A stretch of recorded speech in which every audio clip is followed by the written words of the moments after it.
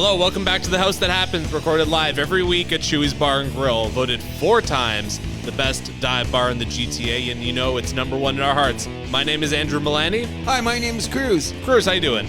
Very good. We should let everybody know, big shout out, happy Monday, because of the construction facilities that is going to make Shoey's no longer a dive bar is still underway. So people, if you're listening, pay attention because the grand opening is going to be something spectacular. Don't you agree? Absolutely. It's going to be a big party here. Looking forward to it. Very much so. It'll be coming in the new year. Before we get started, though, I'd like to give a big shout out to the St. Clair San Francisco crew for their annual Christmas party that they had on Saturday night. These guys have known each other for 35 years. My son, happy birthday to your 39th that just passed. But the bottom line is what they had done is they took a great group picture where they get themselves out there. And I'm going to try not to choke up when they seen it, but they did a little display to represent my missing son, Matthew John Cruz, which was a class and respect thing beyond anything you could imagine. Check my Facebook site. You'll know what I'm talking about. It moved me. It moved everybody to see it. But I thought it would be remiss of me not to say that's just an incredible crew. That's you, Phil Larrabee, Kevin Pick, C-Dub, Curran. I'm going to miss somebody. Who am I going to miss? The owners of San Fran, Ferroni, all of you, Mike McIntyre, whoever I've forgotten, because we got to do this show and we don't want to kill too much time on stuff that's not necessarily sports related. But Andrew, I got to tell you, that's a big sports crew that was in the picture. Thank you very much. It was very moving, respectful, and classful, and I wonder what you guys are going to do next year. Merry Christmas to y'all, too. Merry Christmas. A week away now. We're just a week away. You done your shopping? I'm going to start this week. Okay, better late than never. That's right. I don't know what I'm going to get. Nobody wants anything. Zach, if you're listening, last call for Christmas.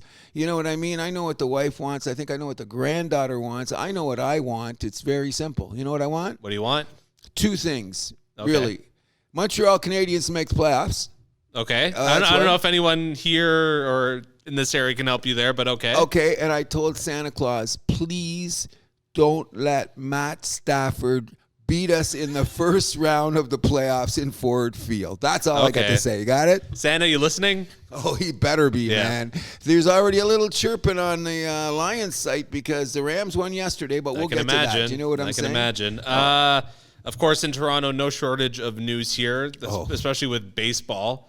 Well, you know what? We got bamboozled. Let's just throw it out there. Okay, that's what it is. Because you know what? Before we get started, it's getting to a point now is when is a contract, or when is it not a contract? It's only a contract when it's signed. Okay. Or that's when it's like official, you know? Okay, so these guys have got so many clauses in their contracts, especially in baseball. These opt-out stuff is like, what are you signing for? Are you signing to say, I'm going to check out the environment? It's like getting a new girlfriend. You know, you go over there for 6 months and then you say, you know what, this isn't working. I'm moving on. You know what I mean? Like, I forget whose contract it was. I'm not sure. I think it could be Glasnow that just got traded to the Dodgers. To LA. With, we should say off the top, Ohtani signed with the Dodgers 7 years, $100 million a year, so $700 million. And he's already like deferred some of that salary to later on, so I think he's only getting like $2 million this season. But he makes 45 in endorsements off of that. Oh, sure. Okay, so he's not worried about it. I think that was. I'm just saying it's crazy. Oh, it's insane, and I'm glad the Blue Jays didn't sign for the $700 million, really, because what are we going to do 8 years down the road when he can barely DH?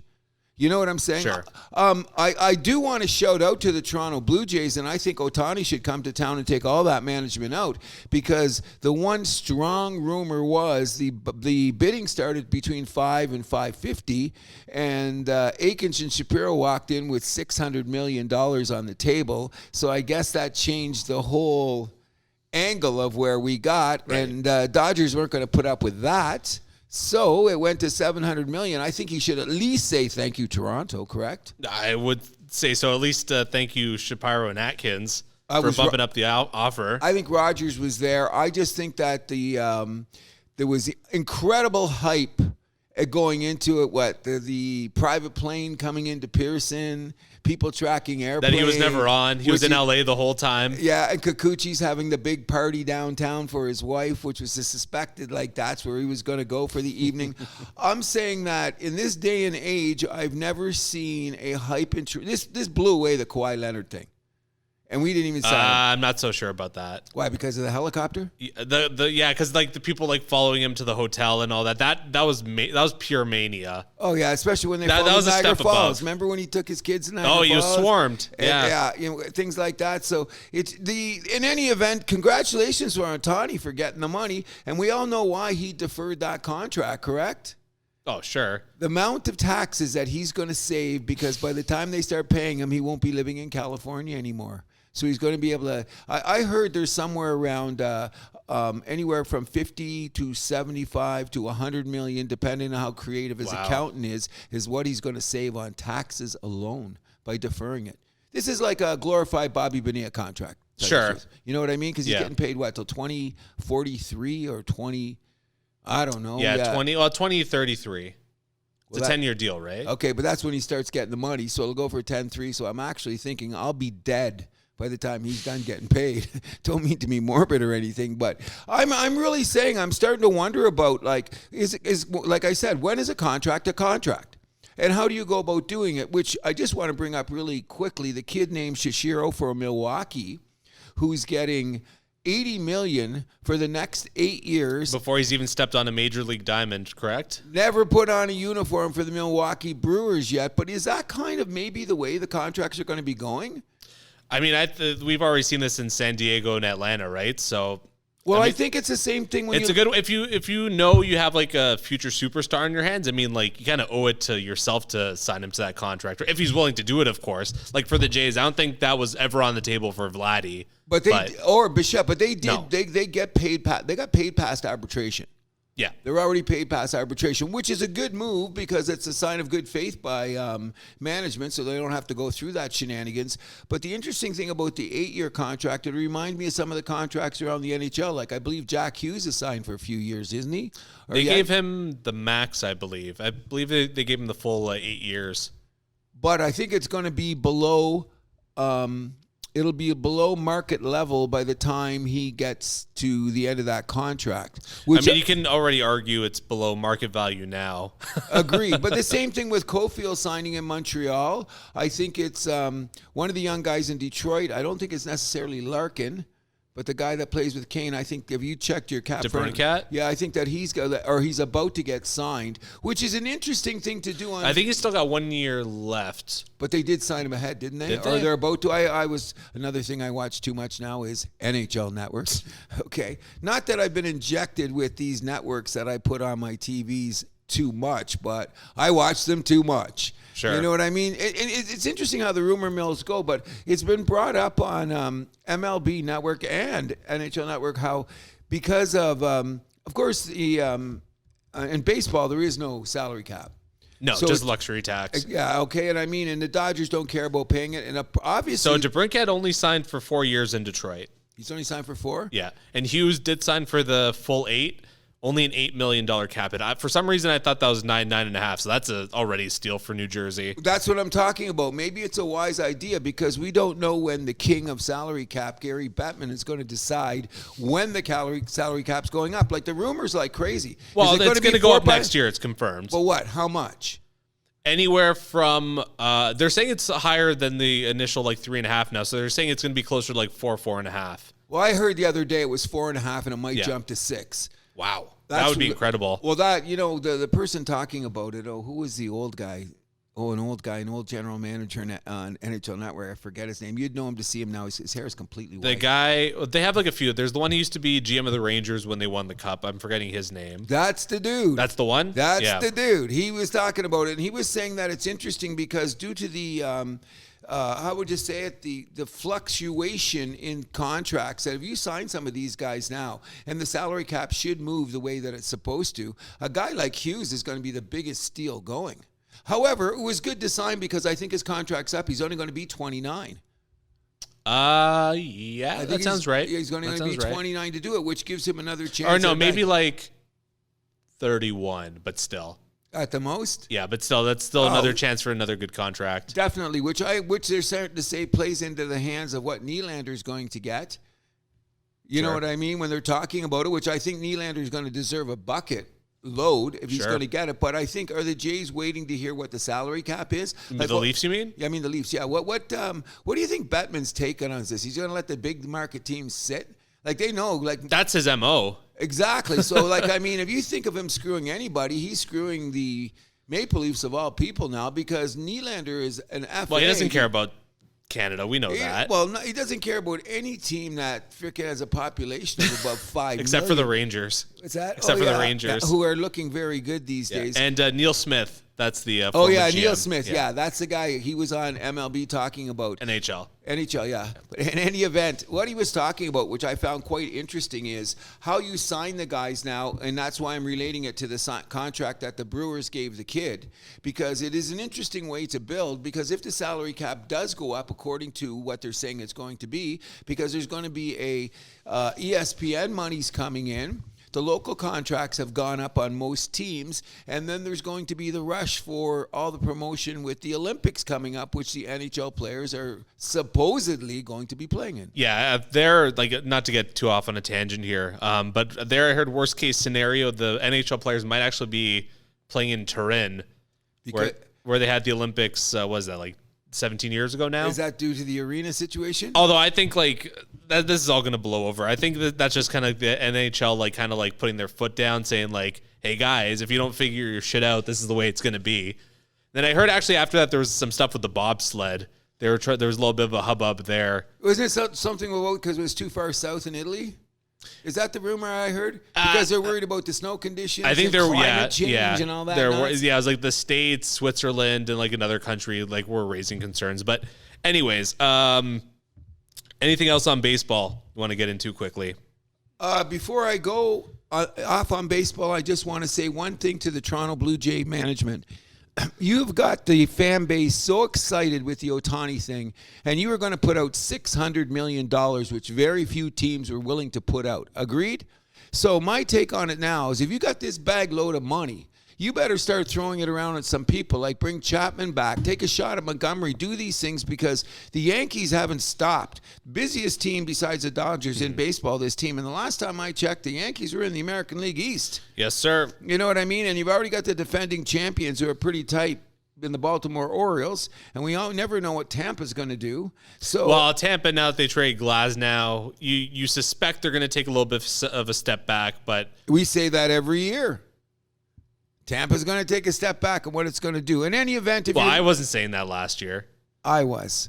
In any event, I'm just saying, please. Now the writing's on the wall, is my point. Yes, get around with it. Re-sign Chapman. But Boston's the real wild card here. Let's be real. Well, so we don't know what they're doing. Exactly. That's what makes them the wild card. We could have signed Gurriel back. The money he just got from Arizona was...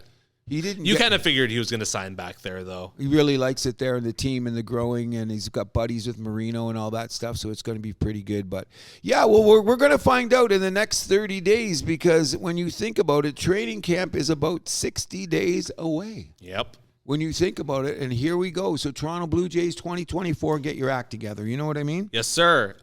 Moving on, a little bit of golf. Jon Rahm signing with the Live Tour. We still don't know what the exact money is, do we? Do we know any of the live figures that these guys have gotten? Well, I just want to say one thing about this whole live thing. Fred Couples had an amazing statement. He said, if you're going to go take the money, take the money. Don't trash the PGA Tour. No. Because it put you on the map. It got you where you are. And if you won majors, you're going to be able to jump back and forth anyway. Like Jon Rahm? Like Jon Rahm, Dustin Johnson, Brooks Koepka, all those guys. But the interesting about what Fred Couples had to say, and it wasn't a sour grape statement to me. What the statement said to me is like, you guys made your reputation on the PGA Tour. You got decent money on there. Now, obviously, the PGA was playing games all these years with the cash, and that's why they're jacking it now. But if you're going to go there and say it's going to be just as competitive, I'm really looking forward to team play, and I get to wear shorts, don't bullshit me. You're going there kind of straight cash up deal. You know what I mean? Yeah. Do you believe that Dustin and Koepka are going to ask for a top-up on their contracts due to the fact that Rahm's getting so much money? Word is now it's close to 500 million, but nobody. There's That Rahm's getting? Rahm might be getting it's 300 at least. There's Yeah. the 300 at least. But then again, when you're talking about Saudi money, the well is deep. Sure. So I mean, why not go back to the Masters for a top up? I don't like. I'm going to tell you this much. I'm a traditionalist in this way. Golf is 54 holes. I mean 72 holes. Yeah, 4 rounds. To drop it down to 3 rounds with a team and all of that takes away from what's the great thing we watch about golf is the individual effort to pull something off in a major tournament or a big tournament like the TPC Sawgrass or the Players. Right. Well, TPC is the Players. Yeah. Okay. What's the other one? The Players and then the one at the end of the year. In any event, that's why we watch golf for. Like, I don't understand the team concept. I did hear Rahm say that he made a couple of things that he said to the Live Tour that he's not happy with, that he'd like to change. When they ask Rahm what they are... Oh, he didn't say. Didn't Of course he say didn't. a word. Didn't say a word what it is, because I heard that the music thing is a little bit irritating for everybody. It's like it's got a lot of... Well, you talked about your personal experiences. It throws off your game if you blast some AC/DC. Of course. Off the Like cart. I said, I was the guy... music is life to me. And I always thought it would be cool to put my Bose speaker on the golf cart while Right. I'm driving around. I did that for about 4 holes and said, no, this isn't working today. You know what I mean? Well, that's definitely the goof. I don't care about the shorts or anything, but I don't know. The music is the goofiest aspect of it. Like, I understand at the Blue Jay game when a guy comes up there and has his music played, we're in a loud stadium where people are making a lot of noise. Yeah, but they don't continue the music throughout his at-bat. Once There he's in you the go. batter's box, he's all set. The music cuts out. You know, and I love Soundgarden, but I don't want to hear Outshined as I'm teeing it up. You know what I mean? No, definitely not. So, anyways, we're going to have to look forward to that. I just thought there'd be a big shout out to the Woods family this weekend in the PNC tournament, which was quite interesting. His son Charlie has grown exponentially in the last year. Obviously, he's listening to Dad. But I thought the beautiful thing was that not only Annika Sorensen walking up the 18th with holding her son's hand, and I found out later the son said, "Slow it down. Let's not walk too fast because this is too cool." Oh, Which, yeah, that's it was nice. It was very, very touching. The Langers won again. I don't know why his son's not on the tour yet, but I think this is their 3rd time winning it. But most importantly of all, I think that Tiger Woods and all the things that he's been through in the last 10, 12 years, accidents, divorces and all 15 that. years, basically. Well, whatever Yeah. the case may be, I thought it was a beautiful thing that he had his daughter Charlie on the bag, driving the golf cart and making it a totally family thing, because Tiger has indicated all these years, no matter what of his shenanigans, how much money he wins, the bottom line is family first. And Yeah. I grew up in that. I'm sure I haven't met your family yet, but I met your brother. But obviously, by your character, your mom and dad have done a very good job valuing the family value, so to speak. So big shout out to Tiger Woods for making it a family fair. It was really cool drama on the TV to watch. I did watch the last 9 holes of it all. And that's what makes golf great. Not the Live Tour and $300 million playing in the sand with AC/DC playing. I mean, not that anyone's watching the Live Tour anyways. Speaking of things that people actually do watch, junior hockey here in Canada, the QMJHL officially changed its name. It's still the same acronym. It's still QMJHL, but it goes from Quebec Major Junior Hockey League to the Quebec Maritime Junior Hockey League, which I think is just very cool. They finally acknowledged that those 4 provinces are, yes, in that league as well. Well, it took them long enough. You know what I mean? I hope it wasn't Quebec Ego that had to be slapped in order to get everybody in. But as we were talking off the air, I forgot, there's more teams. I only thought it was 3. There's actually 4 that play in the Maritimes. Yeah. And we all know that Crosby and McKinnon came out of that. Cole Harbour. Might even be more, actually, than 4. I might be 5. It's Halifax, Cape Breton, Moncton. Oh, yeah, 5. And St. Charlottetown. John's. Yeah, St. John's. I Yeah. forgot, so there's 5 teams. Yeah, I think it's a great thing because then it makes it more regional. Like today, they had that game on where it was Team Canada West against Team Canada East, which was all junior prospects playing in a game to get prepared to go to Sweden. I think it's interesting that this team is loaded with people that are already drafted. Wow, okay, well, you're jumping the gun a little bit here. We should also say that Team Canada announced their World Junior team. That's what that's what I'm getting at. Yeah, so 2 Maple Leaf prospects, both of them that were at camp, both made the team, Fraser Minton and Easton Cowan, excuse me. And then Owen Beck, Montreal Canadiens prospect, making the team as well. And then today also Boston announced that Matthew Poitras would be sent down to the junior team. He's being loaned. I think that's pretty cool. I think he was getting good ice time in Boston. And his point production's been pretty good too. I agree. But I think what it is that Boston's had a couple of injuries, so I think they're bringing a couple guys back. Like when I was watching the Boston game the other day, they said there was a pretty good chance the guy was being loaned because they want to take a look at these guys because other people are knocking on their door looking for a defenseman. Sure. So they said, we'll let the kid go and let these other guys go on the ice.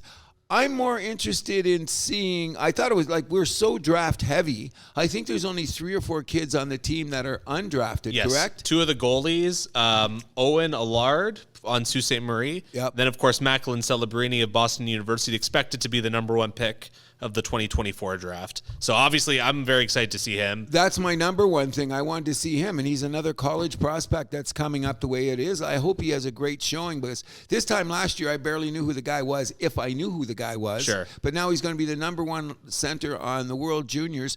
Doesn't this make us a prohibitive favorite? I mean, Canada should be the favorite every year, though. But I mean, the thing about the World Juniors is it's a team of youngsters. They're all under 20. Kids. What do you know about people that are under 20? Very unpredictable. I remember those days. Yes, I was unpredictable. Sure. Okay, so you know what I mean? I get what you're saying on there, but I'm really looking forward to it. There's supposed to be 2 American prospects coming out of college, too. I didn't bring my book to write them down, but I heard there's two American kids that are going to come up that have come up through the college ranks too, which is good because they really get more time to practice and do skills and all. Yeah, less games in the American college system. But you get to work more on your skills time. Yeah. Like they're practicing just as much. Sure. They're working out and which probably makes them more skilled in the long run. I don't know. There's it's hard to say. It's hard. I was just going to say. I'm sure there's advantages and disadvantages to either way. But we're going to be looking forward to the tournament. I will be. Once again, I probably will not be going to work. The games are in Sweden, so that means they'll be coming on in the morning. So I'll have to be walking my dog a little bit earlier because I'm going to want to take a good look at all the games. Yeah, Boxing Day, get ready. Canada versus Finland. December 29th, Canada, Sweden. That should be a fun one. And then New Year's Eve, Canada versus Germany, which, I mean, on paper looks like a mismatch, but I mean, the German program is certainly growing and growing. Well, I heard the hype in Sweden now is off the charts, especially with them just having the Leafs there and that little mini tournament. Oh, yeah. That they had the NHL World Tournament in Sweden. So I heard that the anticipation of playing the juniors in Sweden has got the whole country hyped. I'm glad. You know what I mean? Because usually, this tournament has a reputation of if it's not in Canada, it doesn't make money. So that's good to see. Yeah, definitely. And they've got it. They're using 2 rinks now too. The one that they used in another really cool rink. Yes. I forget the other one, but the one's in Frölundaborg and then Scandinavium. God, you're good. You can say that. I've been trying, and I also messed up a bit. Canada versus Latvia, December 27th as well. Well, that should be the mismatch. Oh, yeah. That should be an no offense, Latvia. Before we get off the junior team, which we hope we'll do very, very well, I'll be cheering emphatically, which I've been doing for the last how many years it's been on. I don't think there's a great game that can. A couple times I was at work, we had to play the radio because I worked afternoons and we had those weird times it was played, so we were always listening to it. But I just wanted to bring up something really quickly. I don't know, we talked about it. You asked me where I'm going with this, but I thought this was quite interesting because we are a hockey country, are we not? I believe we are. Live, breathe, die, skate, shoot, pucks, which we're going to get to in the NHL, but they never shoot the puck, but that's another story. We did have a couple of scandals that rocked our World Junior organization, did we not? We did. 2000 was the 18 team and then the 2004 team, I believe. Okay, so this is how self-righteous we are. All the sponsors left town, said, you can't be doing this, you're bad boys. You got to clean that stuff up and be a better thing because we can't be sponsoring stuff that gets scandals. I get that, okay? Very quietly, Esso, TELUS, and Timmy's have come in the back door with full sponsorships for the juniors. What do you think of that? Well, I mean, they want their money. They want their name out there. Okay. It's a big tournament. You're going to be losing out. Someone else is going to snatch up that opportunity.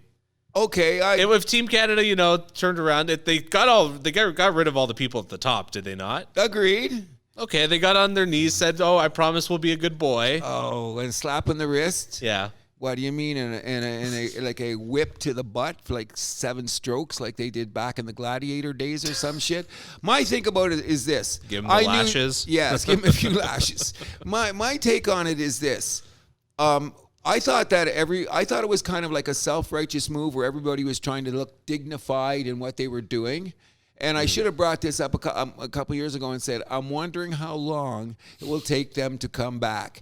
Now, here we are a month from the World Junior Tournaments. Now, people out there understand this, okay? You got, 28 kids going over due to injury, so it's 24? Yeah, somewhere around that. Okay, because they're bringing 3 goalies, I Yes. think, because just in case of injury. So you got 20, let's just say 26 players.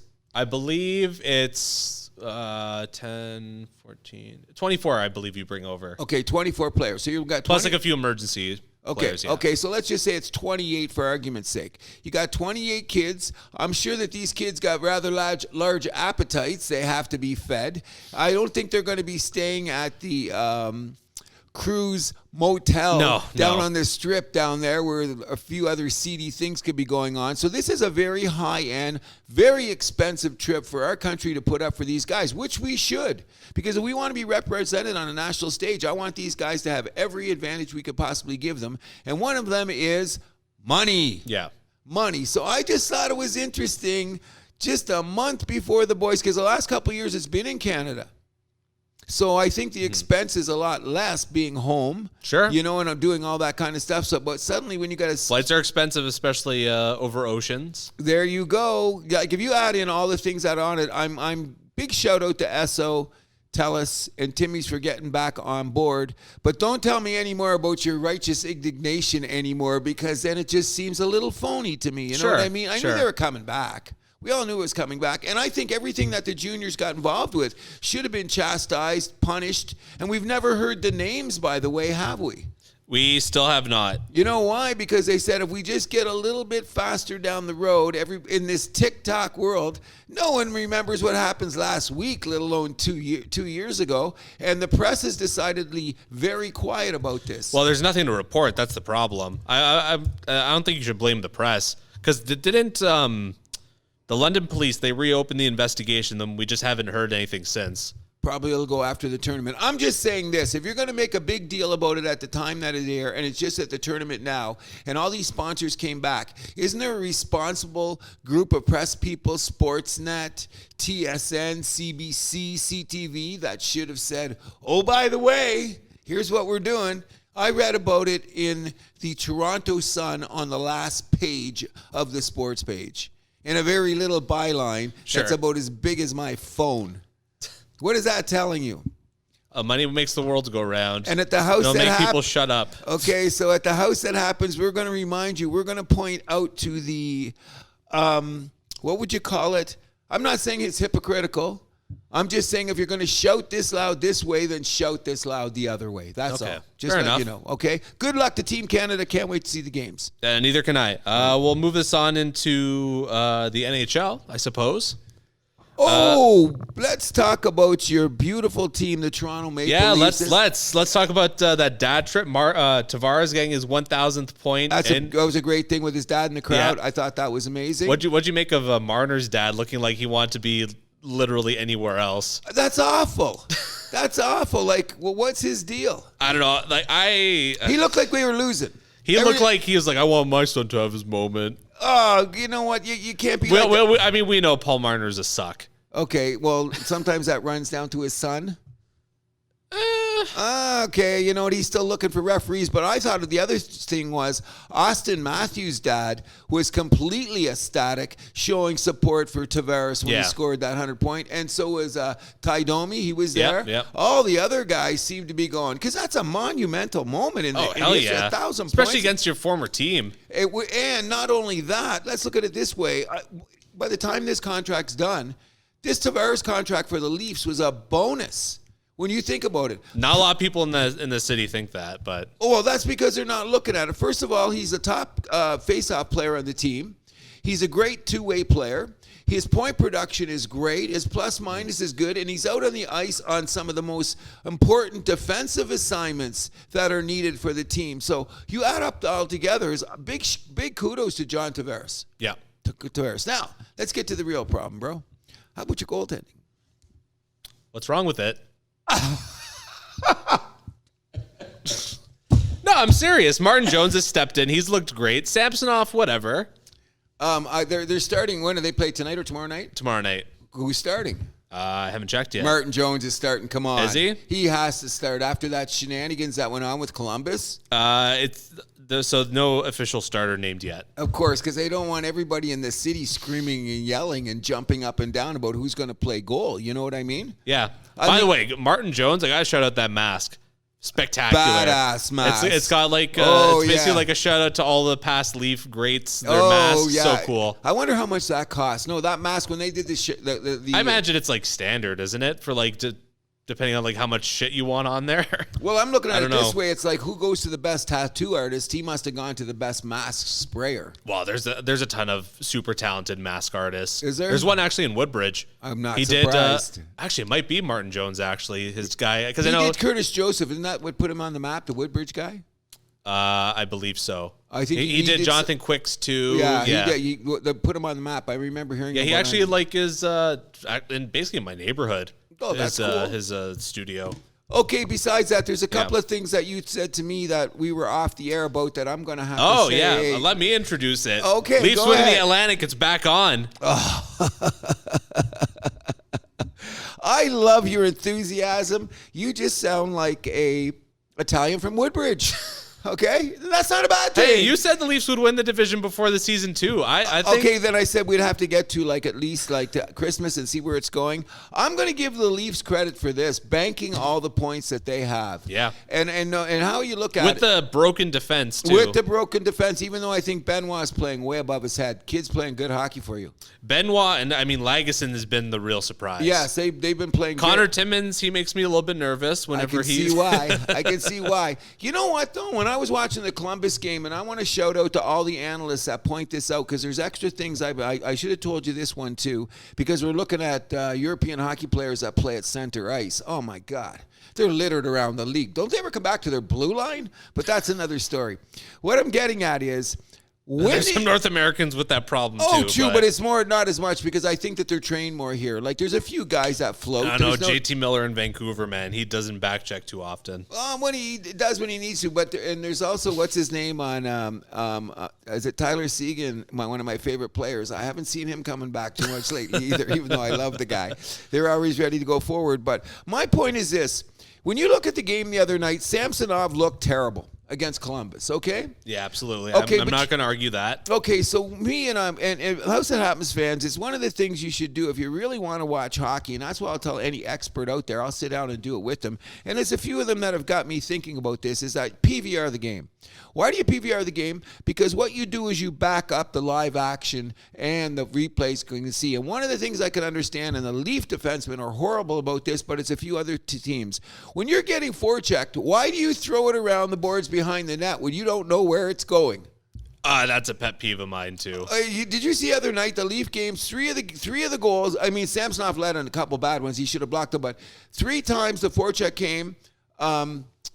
McCabe threw it around the net to nobody. No, like, don't you look up and see if someone's around the net to get it to it? Yeah. A couple kids in Montreal did that the other night too. But like, when you're playing hockey 101, I agree with throwing it behind the net for the what do you call it? When you're heading out, the forward check. I forget the name for it off the top of my head. But you don't throw the puck around the net. We don't know where it's going to go. No. You know what I mean? And if you got guys that are cherry picking already, racing to get out, all it takes is a forward to come up there, steal the puck, and away they go. Yeah, like, I think I get the idea where it's like in the system, like your winger's supposed to be there. But guess what? Systems break down. Yes, they do. And against Columbus, and I got to give Columbus credit for having the old school Russian line.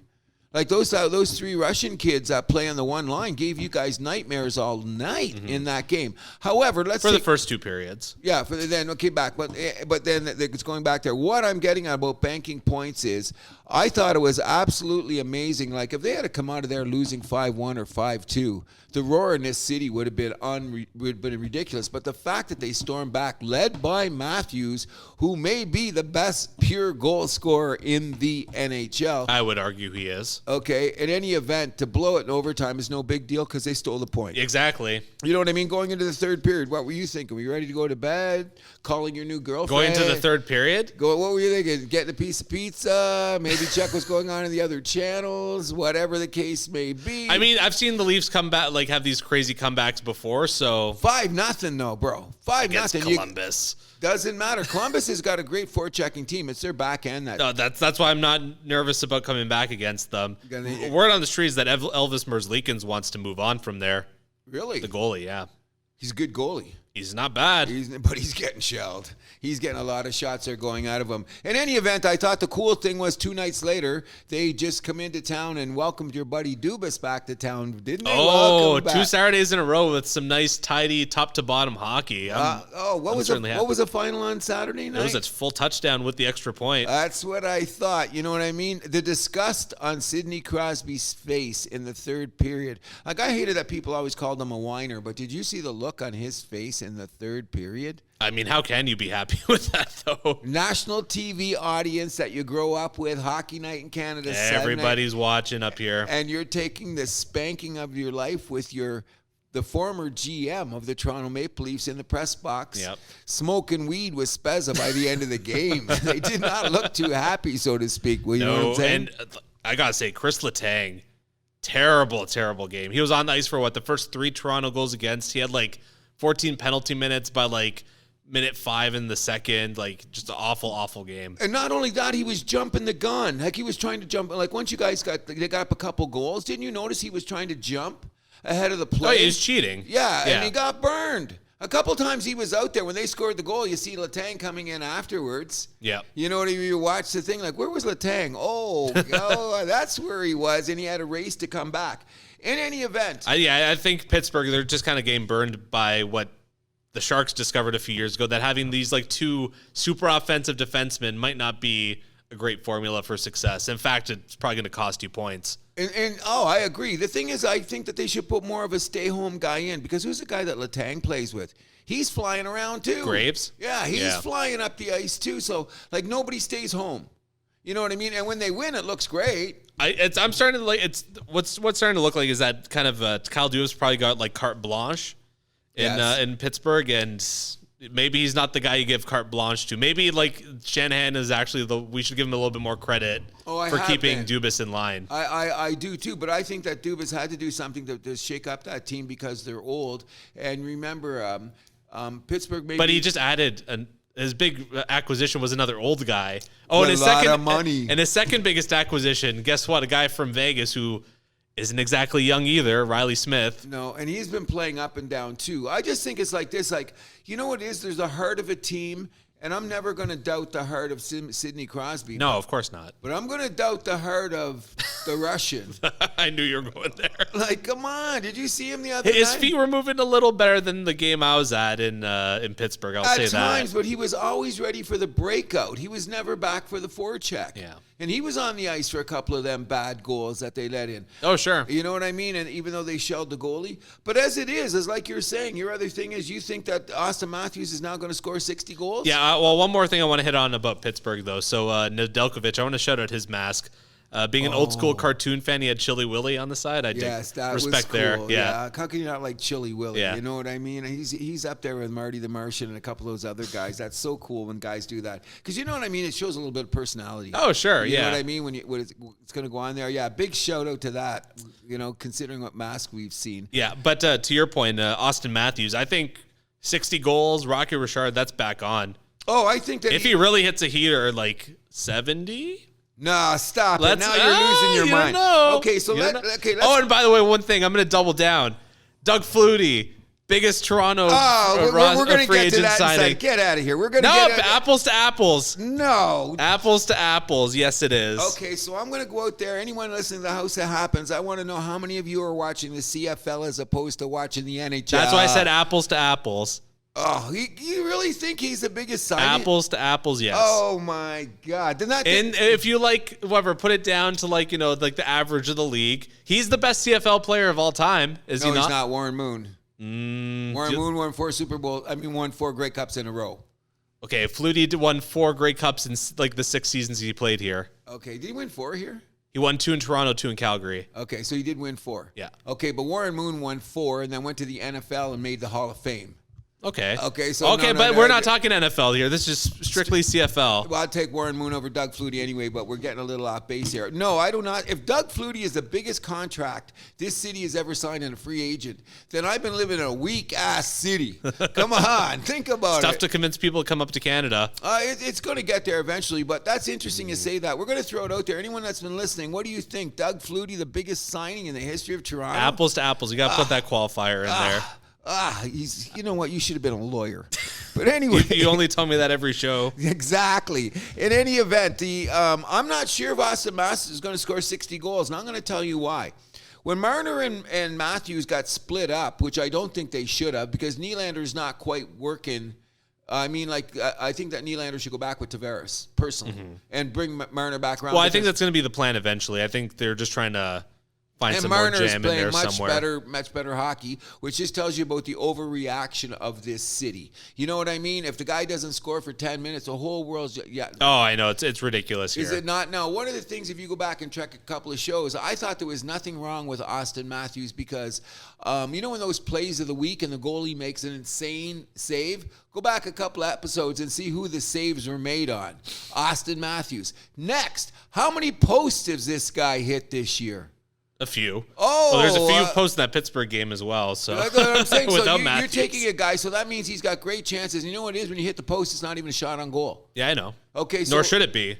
Well, whatever the case may be. Because you're missing the net. But it is called a showing. It's called an attempt, though. That new. Well, any shot that misses the net is a shot attempt. Yeah. Stupid analytics bullshit, but that's another story. It works in soccer. These stats. Soccer, hockey. It's a game where you're putting some sort of object in a net. They're very similar. See what happens when we go on a Monday night instead of a Saturday? This guy comes in with some weird ass. No, I would have come in with this anyways. Okay, it's called logic. I'm not dealing in that logic. Okay, first not. Nah. I think because you always The house see that happens where Cruz doesn't even believe I in do. logic. Okay. Listen, I'm okay. Not that I don't believe in logic. You know me and analytics. We're not the best of friends. I've let him in my house a couple times, and I gave him a bottle of water. How's that? A bottle of water. Not even a beer. Nah. You're not good enough to have a beer. Here's some water. Shut up. You have leftovers too. But that's not my point. I'm saying that I thought that. This city, and listen, Toronto fans, this is what happens, and I guess it happens in Montreal too, because they were going to run Josh Anderson out of town, and I don't know why. Oh, I had a good one ready to go, but then he scored a couple on Thank Saturday. you. I know it's coming. Everybody's picking on the guy, but that's not my point. My point is analyze the game for what it is. Austin Matthews has played consistently for every game this year. Just because you don't show up on the score sheet, first of all, the guy's not getting knocked around and he's hitting people back. So the toughness factor is really, he's turned the page on that. Well, I think the Leafs in general are kind of showing, after they had that players only meeting where they're like, guys aren't afraid of us, they've really turned up the temperature on the physicality. Well, they and dropping Matthew Nyes on Saturday, dropping the mitts. Oh, I loved it. The kid, what do you got? The Gordie Howe hat trick. Got the Gordie Howe hat trick. Yes, and that was amazing. But he's a big boy. Sure he is. So I'm glad he put on some, Matthews alluded to as well, they put on some weight between the season as well. Oh, we went to the gym and ate McDonald's every day, which is a good formula to do it. Did you hear that, Wembanyama? But anyways, I think the grit of Toronto has really showed up, and that's what happened in the third period of the Columbus game. And not only that, their physicality in ways overwhelmed Pittsburgh, which is not a big physical team. Sure. Which looked really good. And not only that, I want to do another shout out to when you're in this city and the pressure's on you for not doing. Max Domi has had a solid season for the Toronto Maple Leafs so far. I wouldn't touch him. Leave him where he is. Third line center. No, exactly, because you need a third line center. So leave him where he is. And his production's good. I've had a bunch of people say, don't you think he's played so shit this year? I'm like, Clearly, you're not watching. Exactly. What games have you been watching? And a lot of times, if you notice, in the last 2 minutes of the game, when the Leafs need to protect the lead, who's out there? Yeah, they're not afraid to throw him out there. He showed last year in Dallas he can play that role very, very, very well. Exactly. So, like I'm saying, like, please, in Toronto, I know it's an overhype. You're all on TikTok, so you want everything in the last 30 seconds. But I do believe that Toronto, I hate to, like, give you your props all the time. Ooh. There is a chance that they're going to make a run at the Atlantic because of the amount of points that they've banked in like they said, they didn't win in regulation. Well, look, they haven't lost that many either. So the bottom line is when you look at the loss column, Toronto's got one of the least losses in the year, which is going to be good for tiebreakers and all that other stuff down the road if they find themselves in this situation. However, the tiebreaker, those regulation wins. Yeah. That could hurt. But we'll see. I don't. This is still we're barely a third of the way through the season. I'm not going to concern myself with tiebreaker scenarios. Oh, it's this too early. However, there is only 50 games left, isn't there? Over 50. Just over 53, I believe. 54. The Leafs have. So left. By the end of the week, we should be talking about.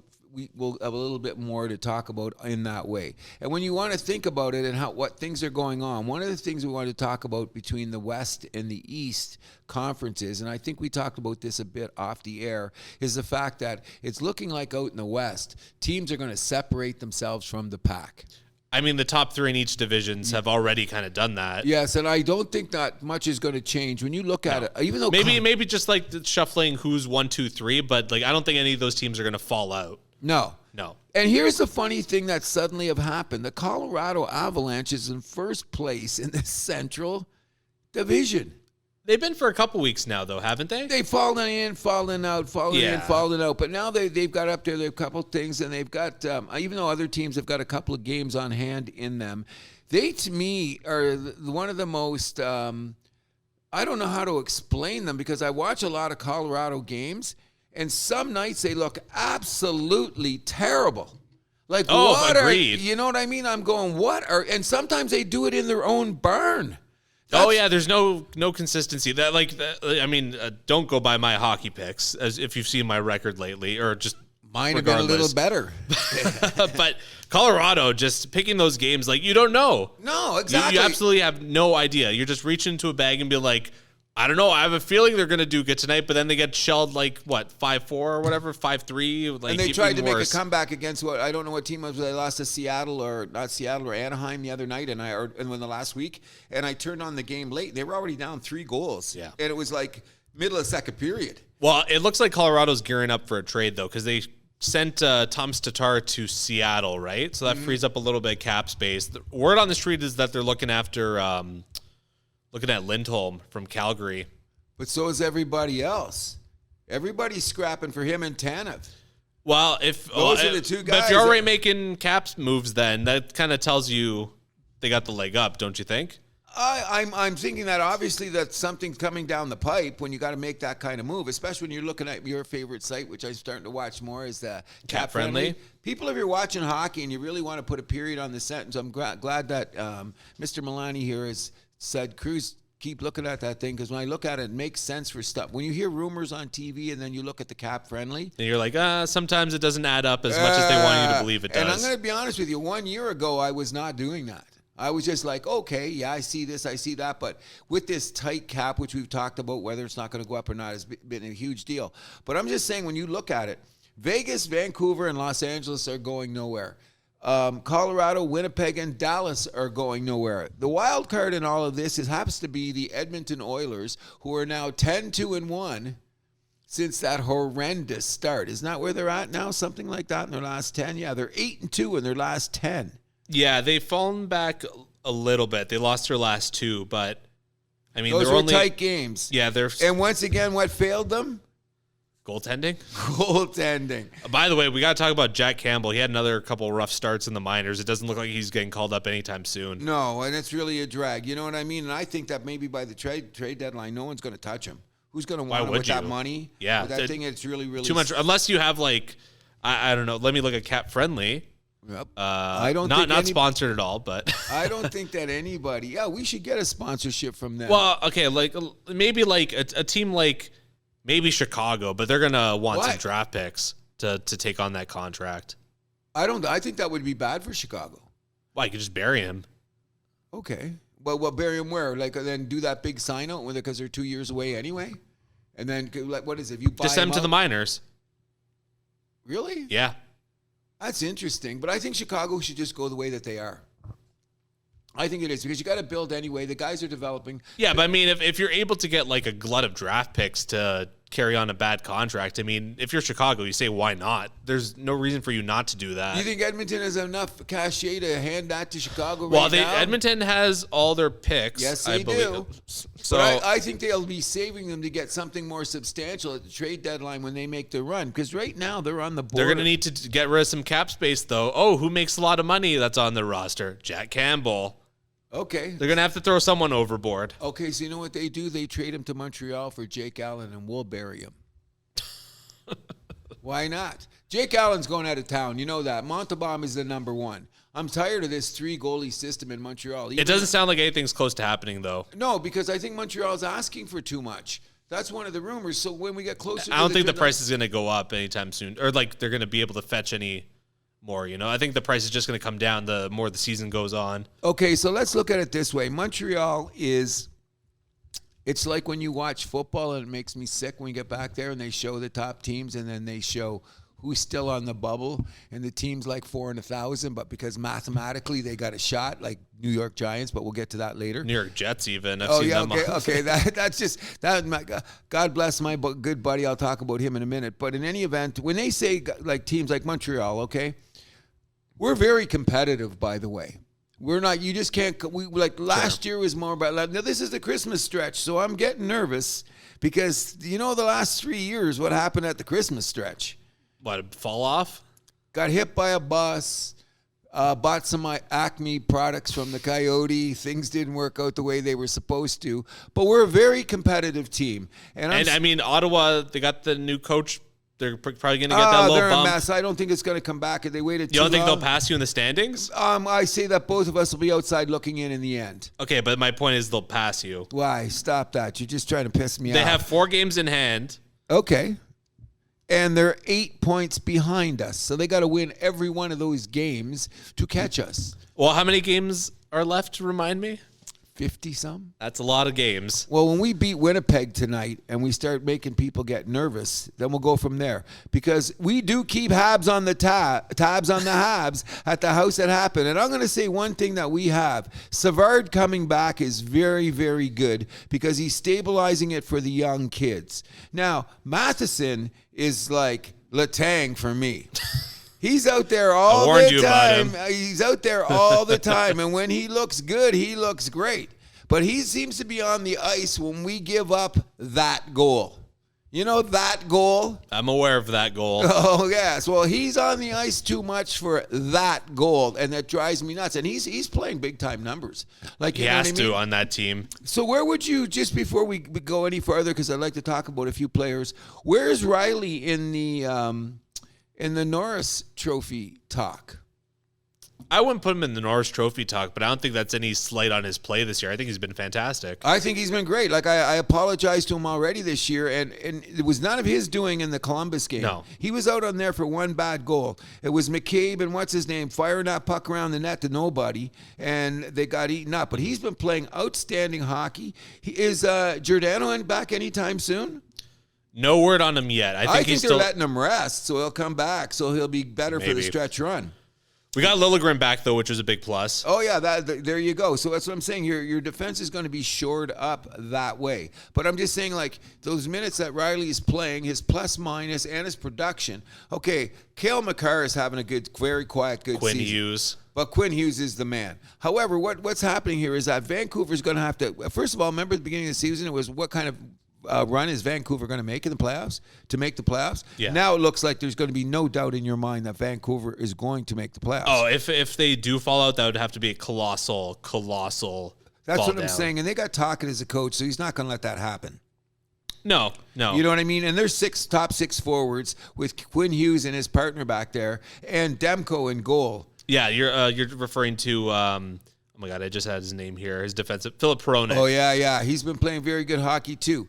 Now, I'm going to say something that as we go on about this, and we'll get why it's going to be so tight in the East, but sometimes in America, when they talk about hockey on network shows, it just makes me puke, okay?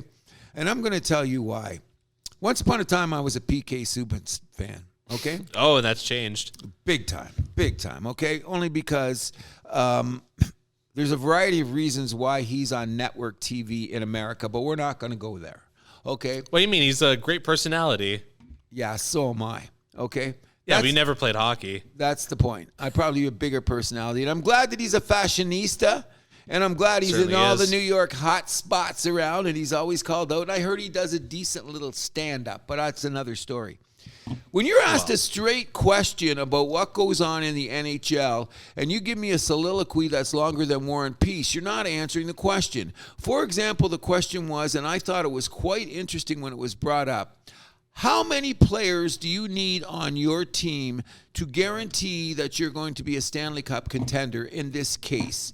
Is it superstars, or is it a block of players, or what? What do you think takes it? Goaltending's number one, in my opinion. I thought it was defense. Well, with the fan. Well, yeah, maybe you're right, because we have said that. But, I mean, you got to have a solid goaltender, so I'm going to put that in the equation. I will always say the 6 big defensemen first. So what is it? You just need 6 defensemen? No, you need someone that can score. So what what they were trying to do is compare it to basketball, where in basketball, if you got a big 3, you got a shot at anything. Sure. However, they don't go up and down the ice on blades, flying around for 20 minutes, so you better have 4 lines and 6 defensemen. How many of those of a caliber do you think you need to make it? Now, if you look around the league, there's only the Rangers, the Golden Knights, the Kings, Dallas, Toronto, the Rangers, surprisingly, Florida. But I think you have to have 2 big lines. I don't care, like the rest. For sure. You know what I mean? Like, I mean, 2 lines there that all you want your other 2 lines to do is play even hockey. You know what I'm saying? I mean, that's changed a little bit. I don't think it's so much top 6, bottom 6 anymore. I think it's more like your top 9. Your top 3 lines got to be ready to go. And your 4th line has to be that kind of like even shutdown line, you know? You got a good point there, because you've been preaching 3 lines, like 3 centers, or you're not going to go anywhere.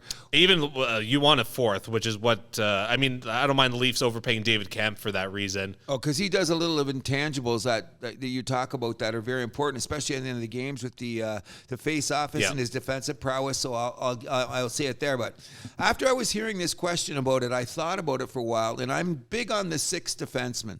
Okay, but you can't have 6 defensemen. So just say how many. Not in the cap world. No. You have to say like 4, maybe 5. So what do you think it's going to take you to get over the hump? If you take out the goaltender, I think you need 8 frontline players, which is half your lineup to start every night, or you're going nowhere.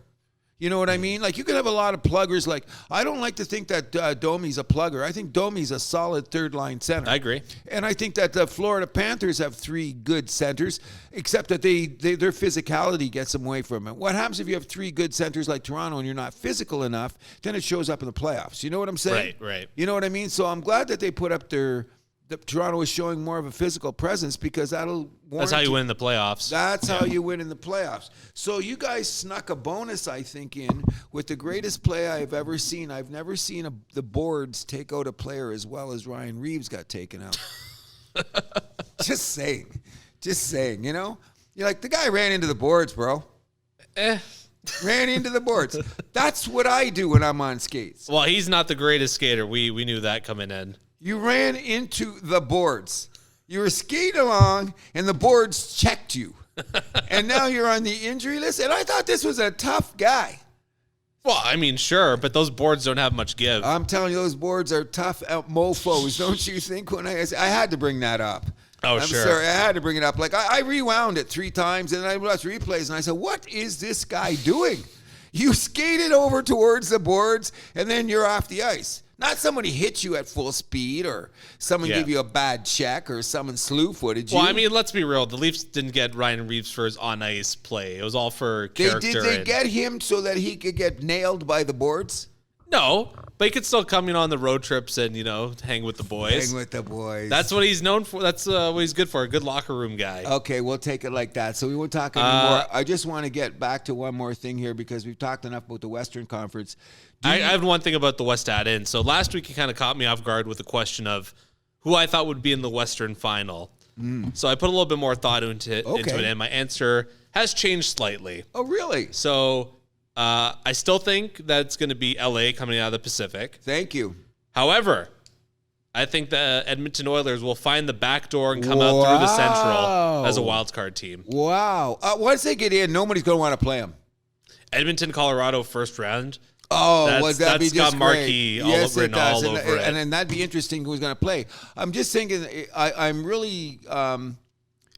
Connor McDavid is the best hockey player in the world, and he's shown in the last 10 games where he's risen his game up, and it doesn't matter what happened. Horrible goals, bad defensive play, and he just says, keep going forward, guys. Let's just keep moving this way. Like, he looks over his shoulder and goes, let's keep going this way. Draisaitl, stay on board. Ron Nugent-Hopkins, keep going forward. Because you watch Edmonton, they just go forward. Nothing McDavid is the system, literally. Oh, exactly, and everybody follows his lead. Nurse back there and defenseman, sometimes I go, whatever. The Swedish guy's good, and they brought a guy up from the minors that's played relatively well. That wasn't on the first part of the season, but Edmonton's just going to go forward, and they're going to get there. I don't know if that style wins in the playoffs. But it's going to get them there. You past Colorado in the first round. That would be the best. If those two played in the first round, that's marquee. It's a drag. One of those teams going to have to go in the first round, but that's the way it goes. NHL is playing there. But I see Edmonton, man. Is there a faster team in the league when they get going? Now, that doesn't mean that's going to win, because when you play that fast, shit happens. Oh, sure. Okay. Both ends. You know what I'm saying? Because what ends up happening is that the back check goes out the door. Like, there's too many breakouts. Okay, so we're going to say about that. That's an interesting. So you're expecting it to be an LA Edmonton conference final. Yeah. Not Dallas. Doesn't give you any love for Dallas.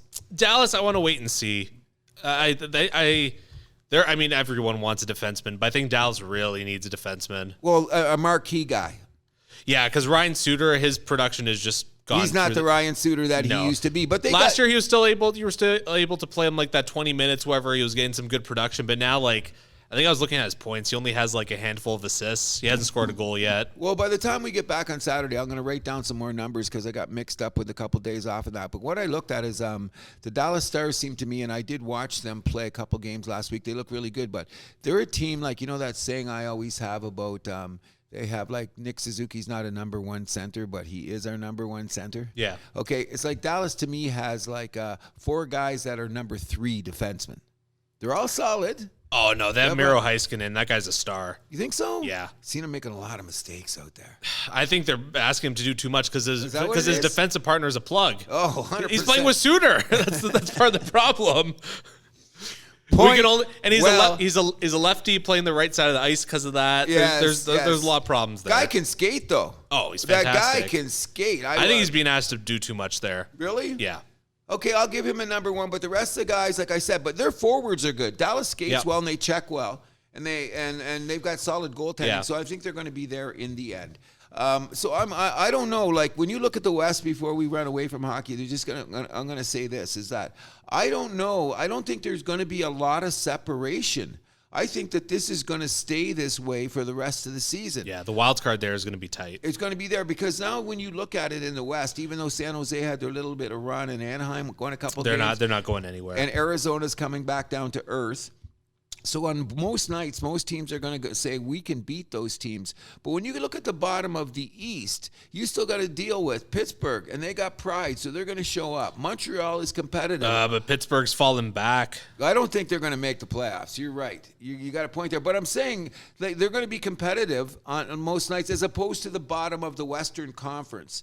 So, for example, tonight, do you think Winnipeg's going to mail it in because Montreal's showing up tonight? Absolutely not. There you go. So that's what I'm saying. But some teams, when they're playing like Anaheim, they got a goalie I've never heard of playing against them and stuff like that. You know what I mean? Or suddenly guys get rested or whatever the case may be. Like, what was Austin Matthews secret illness the other night. No, he had the flu. It was out there. Yeah, I know. Him and TJ Brody. Yeah, well, I shouldn't make light of that considering what's going on in my house, so to speak. Tis the season. And my sister, shout out to my sister. Great, thanks for the call yesterday. I needed it. But not only that, she's a principal at a high school.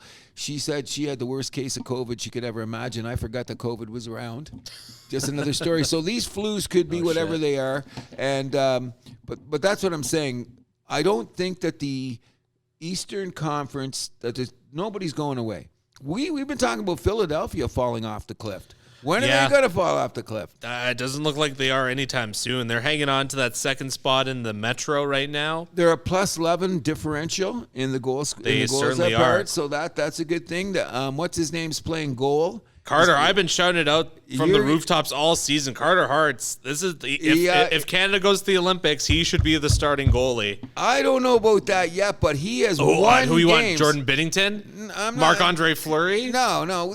We got a couple. We got some time. You know what I mean? It could be Montalban by then. You don't know. Could be. Okay, but anyways, no, I agree. I think Montembeault probably makes the team. I wouldn't think he'd be the starter. He's solid. He's solid. He's very good. But Carter Hart looks like... I seen him steal games. He stole. Exactly. When they had that little slump, he was the guys going there. But you know what? Philly's old-fashioned. They're big and strong.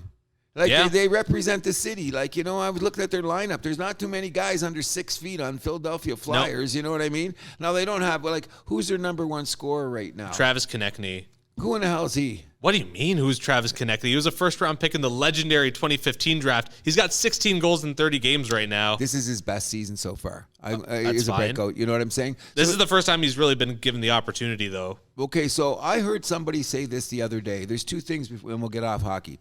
Two things is that the city of Toronto and the city of Montreal, they are both rabid fan bases that jump to conclusions way too fast. Okay, so just those two markets, or is it all 7 Canadian markets? Well, maybe it's all 7. It's all edited. But anyways, I'm going to pose a question to you. What do you think? I heard somebody say that our buddy Slav of Montreal, who's now in his second season and playing much better, especially positionally knocking people off the thing, and he's made some great passes. He doesn't look at out of there. Well, someone said to me, no, I read on the site where they were saying, made some great passes. If that isn't a homer take right there, he does. I don't know what is. You watch him tonight. When you're watching the game tonight, the kid is not at a place. Is it on national TV? Yes, it is. It's on Sportsnet, so we'll get out of here a little bit. But anyways, the question was posed, he's not Sidney Crosby. Sidney Crosby came right in the league and burned it up.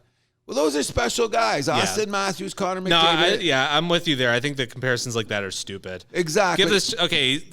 Have I been overly impressed by Slavkovsky? I'm not going to, put icing on the cake here and say yes. I don't think he's been impressive at all, to be honest. I'm coming from outside of Montreal view, obviously. But I'm not going to be ready to label this kid a bust as of yet. I like to give prospects their 4 years. Okay, there we go. That was my point. So I barked back with this. After 18 months of Jack Hughes being in the league, people were crushing the kid. Including yourself. Yes, because I was going, who is this little guy? What's he going to do? You know what I mean? I was guilty of that because I thought, number one pick and all. But it's just like, look at Connor Bedard the last 10 games as opposed to his first 10 games. You have to adjust to the league. You have to get to the size. They're not big guys. Connor Bedard was still putting up points his first 10 games. He's ridiculous. We don't have to worry about him. I think he's in that McDavid Crosby class. Oh yeah, by the end of the year he will be there. But I'm just thinking about the whole Jack Hughes thing, and I was guilty of that because I always thought when they drafted him, I'm never like small players in anywhere, in any place, at any time. But when in this NHL, you can get away with it. That's why Cole Caulfield isn't scoring as many goals this year because he hasn't anybody digging him out. That's why they got the Slav on the line to bang around for him and get him the puck because those guys are still small. You got to have a winger to go with you or somebody or a big center. Or a big center. Oh, Suzuki's so big, isn't he? I knew you were going to go there. Come on. You know what I mean? That's what I'm saying is the issue. So I think sometimes that we should slow down on killing players before they even get out of the blocks. Agreed. You know what I mean? Okay, if you get after 3 years and you don't want to sign them to that next contract because they haven't proved what they were doing, move on or do whatever. Because we got players around the league like Patrick Lalline, whatever his name is. What's up with that guy? I don't think anyone's been able to figure that guy out in the how long has he been in the league now? It's what, 6-7 years? He came in with Matthews. Yeah, he same was draft his second class. Same. He was number 2, and they were questioning should they pick him over. That was all media hype, though. No kidding, but I mean because Matthews was playing overseas.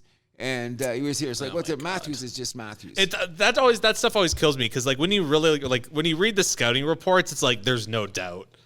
Oh. Even like back then, it was like, oh, Matthews, he could have got number 2 last year when there was McDavid, Eichel, Laine. He could be a good goal scorer. It's like, okay, like guys, this is like apples and oranges here. Come on. Yeah, yes. exactly. No. He's well there. And so everybody around the league, anybody listening to here and you're watching your favorite team and a guy's look at Larkin. Took a couple years to become Larkin. Sure. You know what I mean? There's a few other guys around the league. It takes them a couple times. You know, you get bigger, you get stronger, you adapt to the game and away you go forward. Yeah, just a few more quick hits before we finish up on NHL. So first, it looks like Zach Parise is gearing up for one more season. He's skating with Shattuck St. Mary in Minnesota, where him and Crosby played together. Yeah. Looks like, I mean, no official word yet, although we know who the master of secrecy is, though, Lou Lamoriello. So we all expect him to sign back with the Islanders, where he played last year. Point well taken. That's Lamoriello's MO. Yep. So there you go. Same man. Age has not changed that guy one bit. Mm-hmm. A few coach firings. St. Louis fired Craig Berube. Yeah. Ottawa just today fired DJ Smith. Jacques Martin named interim head coach, and Daniel Alfredson stepping in as an assistant. Is this the Edmonton Paul Coffey sitting on the bench routine? Oh, not far off. I don't know what. I I don't think Coffey's made a difference, eh? Maybe not. I'm not sold. But you hear what he said to players? You know what he says to players? What does he say to the players? You didn't do it. We'll get rid of you. Get someone else. That's harsh. In this day and they haven't got rid of anybody. Sounds like all this to me, all talk. Well, they've been. What's their record since he got down there? What do you mean? He's been there for a couple of years now, Paul Coffey. But since he's been on the bench. Like he's actually on the bench. Well, we'll see. He's not in the press box. He's on the bench. Since Paul Coffey has got on the bench for the Edmonton Oilers, they are what? Okay. They're playing 800 hockey, bro. Okay. So I'm not saying it's going to be sustainable. Okay. But it is in the NHL. We're getting a little off track because what I was going to say with Alfredson is I don't think this is going to be a permanent thing. I think it's just like I can't even see him being a coach. No, but I think they're just trying to find ways to keep him in the organization, like kind of like the Spezza thing in Toronto last year, where it's like we give you like an internship and kind of see where you're going to fit in because we know we like you, we know where you got some things to offer. We just want to find the exact place to kind of pigeonhole you, see what your role in the future is going to be. You know, is Alfredson going to be on the bench? Yeah, he's the assistant coach on the bench. You know what? One of my least favorite players of all time was that schmuck. I never liked him. Wow, and you're a Habs guy. So what? I'm supposed to say that as a Leafs fan. Alfredson, come on. I don't know. He played with good wingers, whatever the case may be. But he was that good winger. What are you talking about? Whatever. We're getting off track here. Okay. The Minnesota Wild's investigation. Have you heard anything about that? No, I didn't hear enough, but I heard they the assistant GM was first of all, Guerin and the assistant GM were both being investigated. Guerin was found not guilty enough, I should say, of anything. Meanwhile, this assistant GM, that's the reason why they let him go. No one's saying what, though. Well, okay, no one's saying... There's just some sort of, like, office, workplace misconduct, whatever that means. Oh, well, okay. Well, guess what? Let's have a moment of silence for office misconduct so everybody can think about what we're talking about. Okay. Can you say Corey Perry? Not. I mean, we don't know. We don't know. But I mean, I heard something about it too. But I'm really thinking that, in a weird kind of a way, when that stuff comes out, then it gets brushed over really, really fast. Well, because you don't know anything. That's the problem. Right? There's nothing to dig into here, right? Which is because no one's saying anything. Which is a good thing because I mean, I agree. You shouldn't be guilty from the court of public opinion. No. You know what I mean? That's what I'm saying. But another thing about the NHL, there's no leagues that fire coaches faster than the NHL. No league. Like you're gone. You're gone. And how many times have you seen, like when I was a kid, okay, and this was started when I was a kid. So think about this, okay? In 1971, which you weren't even, that's not even a thought. Okay, that's how long ago it was. Montreal Canadiens won the Stanley Cup. They fired, I think his name was... Claude Ruel or something. This guy's a bad coach. They bring in Scotty Bowman? No, they brought in Al McNeil. First of all, the guy couldn't speak French. Oh boy, that'd be a recipe for disaster nowadays. But they said we're gonna fix this, right? But what did Al McNeil do? Put Ken Dryden in the Stanley Cup. Put a rookie over goalie Rogie, in. right? Yeah, and they won the Stanley Cup. Oh, what happened to the guy at the end of the season? They can him? Yes. That was it. He was done. They brought him over now. Yeah, he didn't even make it. Like, he won the Stanley Cup. Check it out. I think he started the next season, but he was out of town quick. Damn. Yeah. And then Scotty came in? And then Scotty came in. Okay, that's how it worked. But, I mean, this guy won the Stanley Cup. He was a defensive guy, but then again, that was also at the time when Serge Savard was just coming back from his injuries. They had a couple other big defensemen, and it was the end of the big crew. And Peter Mahovlich was just coming in as a youngster. They still had Henri Richard. They had Cornway, Lemaire, all those young guys who was in there, so it kind of worked out. But I just find over the years, if you go from that to now, how many times they fire him anytime. Yeah. Just before the playoffs. Complete opposite of like any other league, basically. Any other thing. One more thing I want to bring up. Two more, but you get the first one. David Perron. What about him? I kind of have problems with the 6-game suspension. I think that's a little harsh. I know he went after the wrong guy. That's number one. Pick on somebody your own size. You know what? Okay, let's shout out to some of the analysts around the league when I'm watching with this, and I'm saying this isn't what I believe, and we'll get to this when we get to another sport. How are you going to clean it up if you don't have drastic freaking suspensions? But he's a first-time offender. Did you see the hit? Well, it was a fight. Well, whatever. Yeah. Come on. That was brutal. It was just brutal. That's like me fighting Tyson. Come on. You know what I mean? That's just, and then the guy wouldn't let up. He wouldn't let up. Refs were getting in. He turned animal. How do you stop that? Well, you won the fight. You're good. Whatever.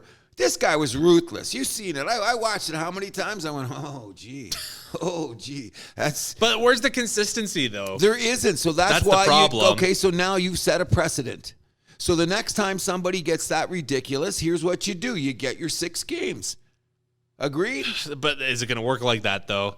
We're going to have to find out because we're going to segue into the NBA. I'm suspicious of George Peros. Oh, yeah, but come on. That was just, in any event, I think that, I thought that the penalty was justified. Okay, fair enough. Because he had suspension. And what was the one the guy didn't get the suspension, the $5,000 fine we just talked about with the Trouba. stick? Yeah, okay. Like, that's why I think this guy got the 6, because the uproar. Oh, the classic makeup call. Well, what does the NHL do better than anything else? That's what I'm saying. I really believe that. That's gospel according to Cruz. I believe. Well, the scream was so loud. When Trouba only got that, where could you turn on anybody that agreed with that $5,000 fine? Anybody on any network at any time. I think people thought he was going to get at least 1. Or 2. So he got nothing. So I think that this situation, they put the hammer down so they didn't have to hear it. Even though I'm not saying that's right. No. But do you think there's any validity to what I'm saying? Oh, 100%. Okay, I've been watching this game very closely for the last 20 years or well, so. then there you go. There's some things that make you go, Yeah. Okay, so before we get off hockey, there's only one other thing I want to bring up really quickly, okay? Really quickly. When you're on the goddamn power play, shoot the goddamn puck. Fuck analytics. I'm sorry I swore. This going around in circles. I go, oh, there's Elvis Stoico. There's Dorothy Hamill. It looks nice. They're skating. It looks like overtime. Yeah, but you're looking for an open lane. Shoot the puck. Okay. Oh, into the guy's shins right in front of you. Oh, cleared out. No, then listen, if you haven't taken a shot on goal in the first minute of the power play, go sit down. I want someone that shoot. I'll get Ryan Reeves. At least I'll shoot the frickin' puck. The other day, okay, we went home the other day. I mean, who did Toronto play? The Boston game. The week before, yeah. The week before. First power play. 1 shot on goal on the power play for Boston. Toronto gets a power play. 1 shot on goal. Oh, a couple of nights. Montreal, my team I love so much. Didn't get a shot on goal in the power play. Oh, and who were they playing the other night when we won on Saturday night? I'm forgetting. Islanders went out. Power play. Never got a shot on goal. Isn't this league going to somewhere? Let's get goals. How do you get goals? Shoot the freaking puck. No, well, it's all about possession. God, stop it. We're back to soccer. Oh, they go around. Is that Elvis Stoico out there? Is that a 2.5 with the Lutz or whatever? They go around and around and around. Back in the day, my theory is this. I understand I'm not going to be a complete Neanderthal concerning analytics, though at times I probably sound like it. My bottom line is let the puck go once in a while. See what happens. Because you know what happens in it? When you get in the last 2 minutes, which is another thing I disagree with, pulling the goalies way too early now. But analytics says you better do it. And right off the bat, if it goes in I think we're fine with pulling the goalies. I'd be a little bit more aggressive in some cases. Really? Like in that Leafs-Columbus game, they had the power play. I thought they were going to pull it there. Okay, so here's what we're talking about. Guys, all of us guys that wrote talking about hockey the other night, and I say the juxtaposition between Andrew and I is age. Here's a livid example, bro. I've given you my formula for pulling goalies. For every goal you're down, 2 minutes. Oh, you're insane. If I'm down by 2 goals, I'm pulling my goalie with 4 or 5 minutes left to go. You must have the biggest coyones in the fucking room, man. I gotta walk swear, bow-legged sometimes. Okay, I see whatever the case may be. But you know what happens, though? Here's what happens, though, bro. Then it gets down to those 2 minutes when they're coming over there, and what are they doing? Everybody's firing a puck. Because they got the extra guy, will run back and get it and bring it right back down. So why, if you have a power play, why can't you have some of the same sensibility, especially with 45 seconds left in the power play? If you're not going to take a shot anyway, then fire the puck. Well, the point is, at the end of the game, there's nothing to lose. The other way. What? At the end of the game, you have nothing to lose, though. Well, if you need the goal on the power play, if you're down 2-1 with 10 minutes left, I want a goal. Okay, shoot fair the enough. puck. Shoot the puck. I'm telling you, I'm seeing it too much. My 2 biggest beefs. Too many three-pointers in the NBA, and nobody shoots the puck. Check the numbers, shots on power play. Okay. If you pay attention, by the time you should check the numbers. You're supposed to be the authority here. I'm going to check them. Come back next week with. Okay, you know what I'm going to keep my pencil, my pad right down there because you know me. Sometimes I got 2-3 hockey games on, but you know what? I'll be honest about this. My multi-screen setup. You can't watch more than 2 hockey games at a time. I'd have trouble watching more than one. Oh, you do, because you know what you do? You put them on the same level, so you're like this. And then you got the remote control. Yeah. So if something happens, you just rewind it back to see what you miss. You know what I mean? Yeah. Or you know what's really bad? My other excuse is then I just watch whole games again. Because I've been off, so I get up in the morning, I walk my dog, and I go watch back a down. game. And well, you know how did the Leafs get behind 5-0? So you throw on the Columbus game, you have a Bailey's coffee, puff one, and go, oh, that puck around the net, nobody was there. Like little things like that. But I'm screaming out to everybody. Back in the day, you had all these guys with wicked slap shots. Al McGinnis, Gaston Gingras, Scott Stevens, even Scott Niedermayer. These guys were loading up and letting it go. Why? Because sometimes there's a deflection.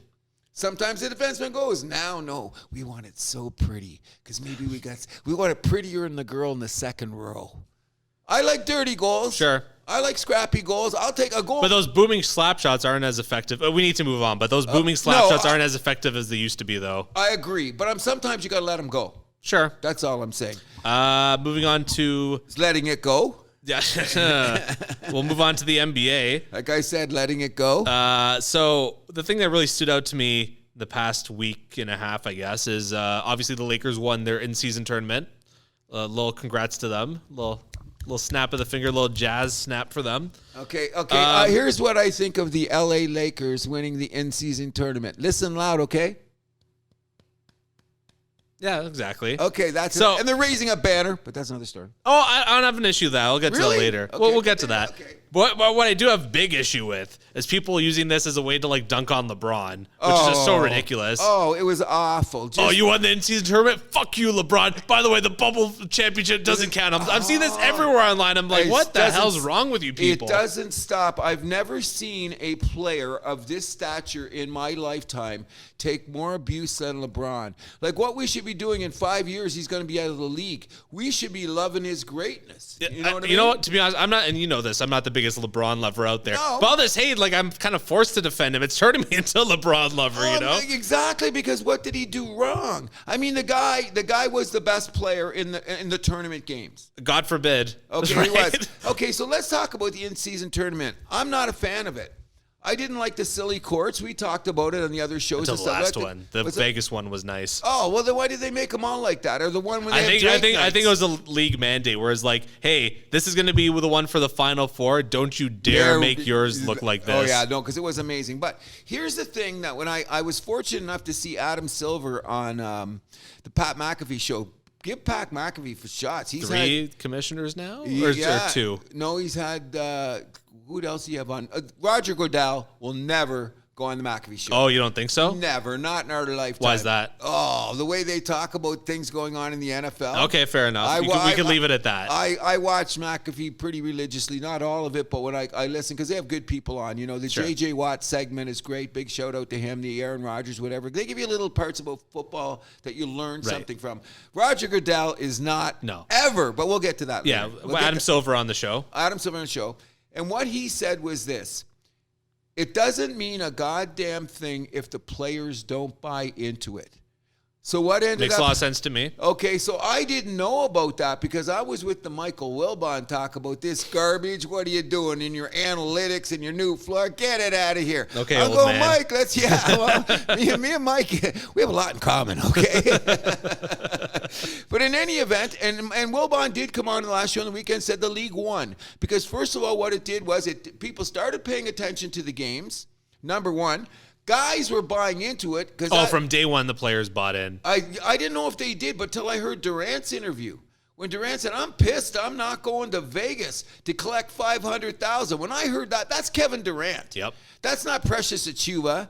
That's not Graydon Dick. That's Kevin Durant. Said that. So the beautiful thing about what Adam Silver had to say was this. He said, look at it this way. If the players buy into it, and we get some fan interests, and we get people talking about basketball, in November when football owns everything, we won. Now, did you not watch the games on the weekend? I thought that they were good games. Okay, and then the only folly that I will say is this. He says, then it keeps people playing because they won't be so conscious of this thing called load management. Okay? So all the players would play in the games because they wanted to go away. Okay. I mean, they've already put the kind of mechanisms in place to fix that, though. So I think maybe that's got a little bit of credence, but I mean... I call all bullshit because guess what? Go check every roster since this in-season tournament's over and see who suddenly had the flu or a game missing. All of them. Wow, I mean, LeBron, the flu is the flu this time. Come on. Well, it's convenient. You didn't have the flu during the in-season tournament. You didn't have a nagging injury during the in-season tournament, but suddenly the in-season tournament's over and look around the league. Oh, Tatum had a night off. Oh, well, LeBron they're going to get their had a night 64 off. games or whatever. Yeah, I know, but I mean, don't feed me freaking a lemon and try to tell me that it's freaking hard candy. It's bullshit. So I'm agreeing. I think it was a great success. It really was. And I did pay attention, and I saw a couple of good games. I thought it was great for the Halliburton on Indiana who got his coming out party because he's been playing very good basketball, but because he's in Indiana, we don't know it. Yeah, he's never going to get well, I guess this is the first time he's really gotten that national press, right? Exactly, and he looked really good. Zion is fat. Okay, we know Speaking that. of disappointments in the tournament. Okay, but you know what? Since then, because people on the air, you know what? He's had 3 40-point games since the tournament. Okay. Or 38 and 2 40s. Like if you go, if he can keep that up, like for right now, that's a flash in the pan, right? Yeah, that's what I'm going to say. So not to sneeze at 40 points, but no, 40 points is 40 points. One of the other things before I forget about this, it would be remiss of me if I did not say welcome back to my favorite player in the NBA, Jon Morant's coming back tonight. He certainly is. Okay, Jon Morant's going to get back tonight. So one of the things that he's hungry by the sounds of it. Oh, yeah. He had a great press conference, by the way. I've never heard him sound like this. Like, even the ones when he was getting in trouble, he still had that, well, you know. Agreed. But he said, I have to be myself. I have to make better decisions. Which is every young kid. How old is he now? 22? Yep. We were saying about those young 20s. Anyways. Well, actions speak louder than words, so let's see. Okay, that's going on. But speaking of suspensions, we would be remiss if we did not bring up the fact that one of our 5 bitches of the year. Quickly moving up to number 1. Oh, my God. And we know who the elephant in the room is. All the way from Lansing and Michigan State, Draymond Green. How many games should he get, bro? Oh, throw the book at him. I'm saying so, too. You know what I mean? Let's just discuss. Give him 20, please. You think he'll get 20? I want him to get 20. He's not going to get 20, but... I don't think he's going to get 20 either. So 10? What? 10? 10. If he doesn't get 10, then it's all a joke. Then we're all being fooled. Because you know what we were talking about in the NHL just a few minutes ago about, okay, Buddy Trouba didn't get nothing, and then guy gets 6 games, okay? So they were setting the precedent. Draymond punched out his teammate, which was nothing to do with the game. That was an in-house thing. Sure. Okay, so he punched him But out. still, we're building a case here. Did you see the last time when he did that Stone Cold Steve Austin stomp on and Sabonis, yeah. Okay. Oh, by the way, and then he did one of those UFC chokeouts on Gobert. Plus the numerous kicks to the balls. So like, you know, which has been going on for like what, 6+ his whole years? Career? Yeah. Okay, so now the guy, you know what I really think that he should get 10 or 15 games for? His press conference. Did you see his press conference? No, I missed that. It was he should get 10 games on that. You know what he said? What, did he double down or something? Almost. He said, do you think I really meant to hit him? Yes. He says, I don't apologize unless I have to. So there's no reason for me to apologize if I didn't mean to hit the guy. When I said that, I just went, oh my God, I hope he gets 20. Have you, you've been around for longer than me. Has there been an athlete that's been a more active douchebag than Draymond Green? I've been thinking about it because what they always try to bring up is my buddy from the Detroit Pistons, which was Rasheed Wallace. But Rasheed Wallace was just a maniac. And half his battles were against the refs. And there you go. So he had the most ejections. Like like Draymond still got at least 10 more to go to catch Rasheed. Yeah, they should put that up on TSN. I saw that. Did you notice that? Okay, but Rasheed got thrown out because he wouldn't shut up. Guarantee. Yeah, okay, I agree with that. And I can't. Well, we have to because I'm still a Piston guy. How many times did you get teched up for saying "ball don't lie"? Oh my God, that's the greatest saying of all time, though. Don't you think so? And he'd get doubled down on it. I know. And get thrown out. And as a side note, that Piston team should have won more than one, but that's another story. But Rasheed played tough. I didn't see him elbowing guys in the face. I didn't see him, you know what I mean?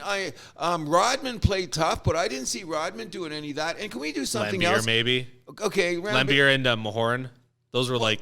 What about Kevin McHale in Boston? I want to say something enough. on the house that happens. Everybody go back and check history. They say that the Detroit Pistons of the 90s was the dirtiest team in the history of the league. I call bullshit because you know where they learned it from? The Boston Celtics, who were the dirtiest team in the league. And what they decided to do was fight back. And when they beat Boston, they go, oh, those Detroit guys are dirty.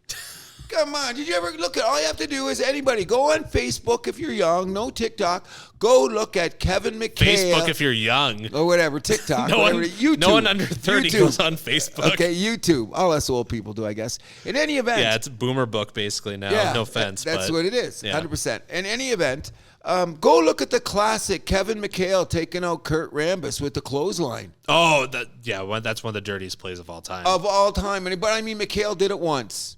Okay, he did it once, and he threw some elbows and stuff. What do we just gave? We just gave you a litany of Draymond Green. It's kind of like in The Good, the Bad, the Ugly when they're going to hang Tuco.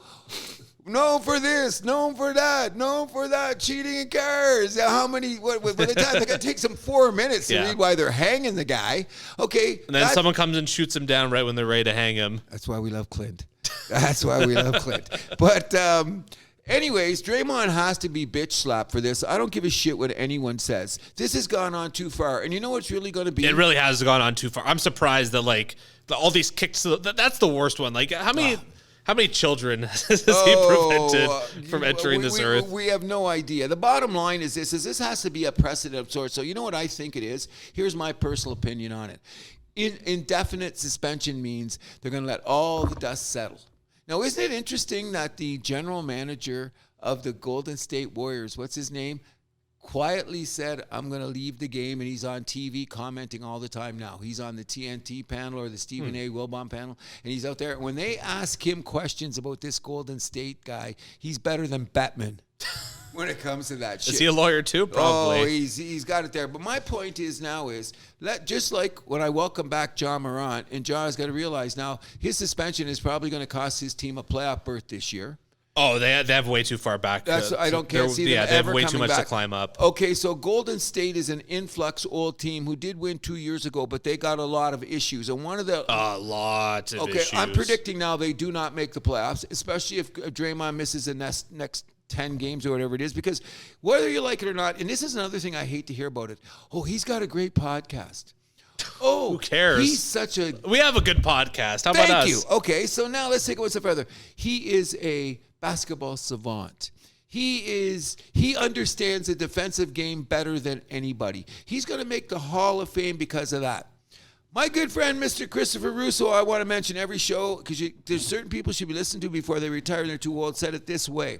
There's a thing called the public who buys tickets, who comes watching on the games. So they don't sit down with you and have a coffee with Draymond Green. They don't puff a doob with Draymond Green. They don't go to the club with Draymond Green. All they see is the eye test. So John Q eye test says what? Draymond is a dirty asshole.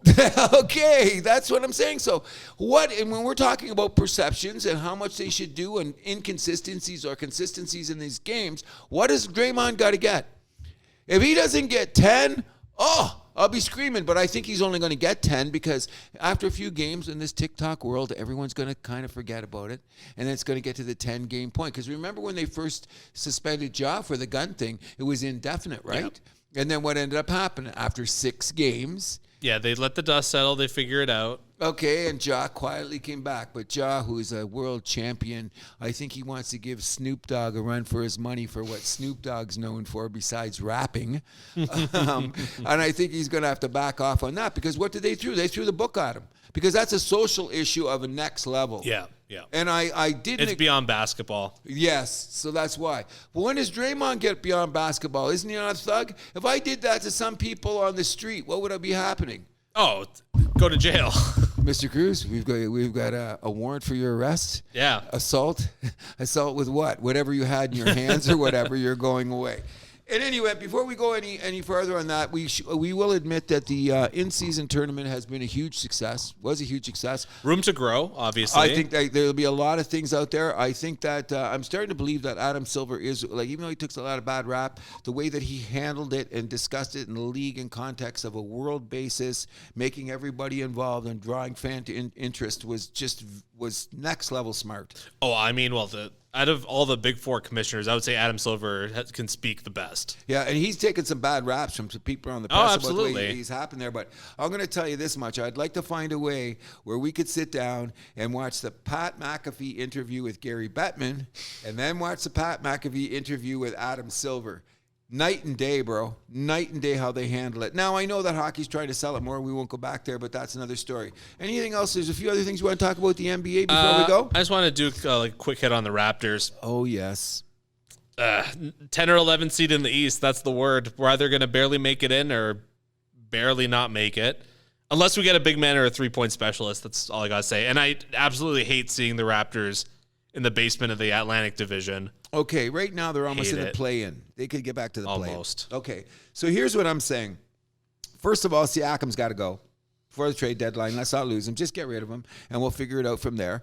The problem is not just the shooting. It's the problem that I was saying about the same thing, people never taking shots in the power play. The NBA, is, as we know it now, is a three-point league. It's make or miss. But come on, guys. If you're not winning. Now, Raptors, here's the problem for me with the Raptors is they are good defensively. They're still one of the top 10 teams, if anybody plays defense in the NBA, so to speak.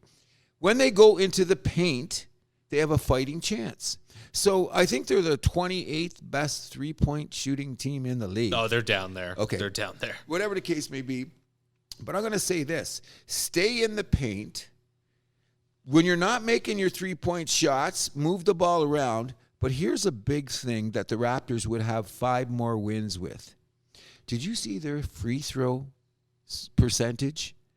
It is absolutely abysmal. They have lost games where they have shot 12 for 24.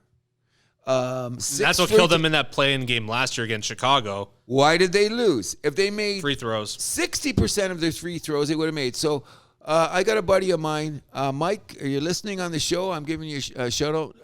He hates the Raptors and loves the Raptors, but he finally went and took a look, and he looked at the numbers. And there's 5 games the Raptors this year. If they shot 70% of their free throws in those games, they would have won because they lost 4, including the night when I went to see them, the Knicks that night. When we took a look back at it, they missed 12 free throws, lost by 6 points.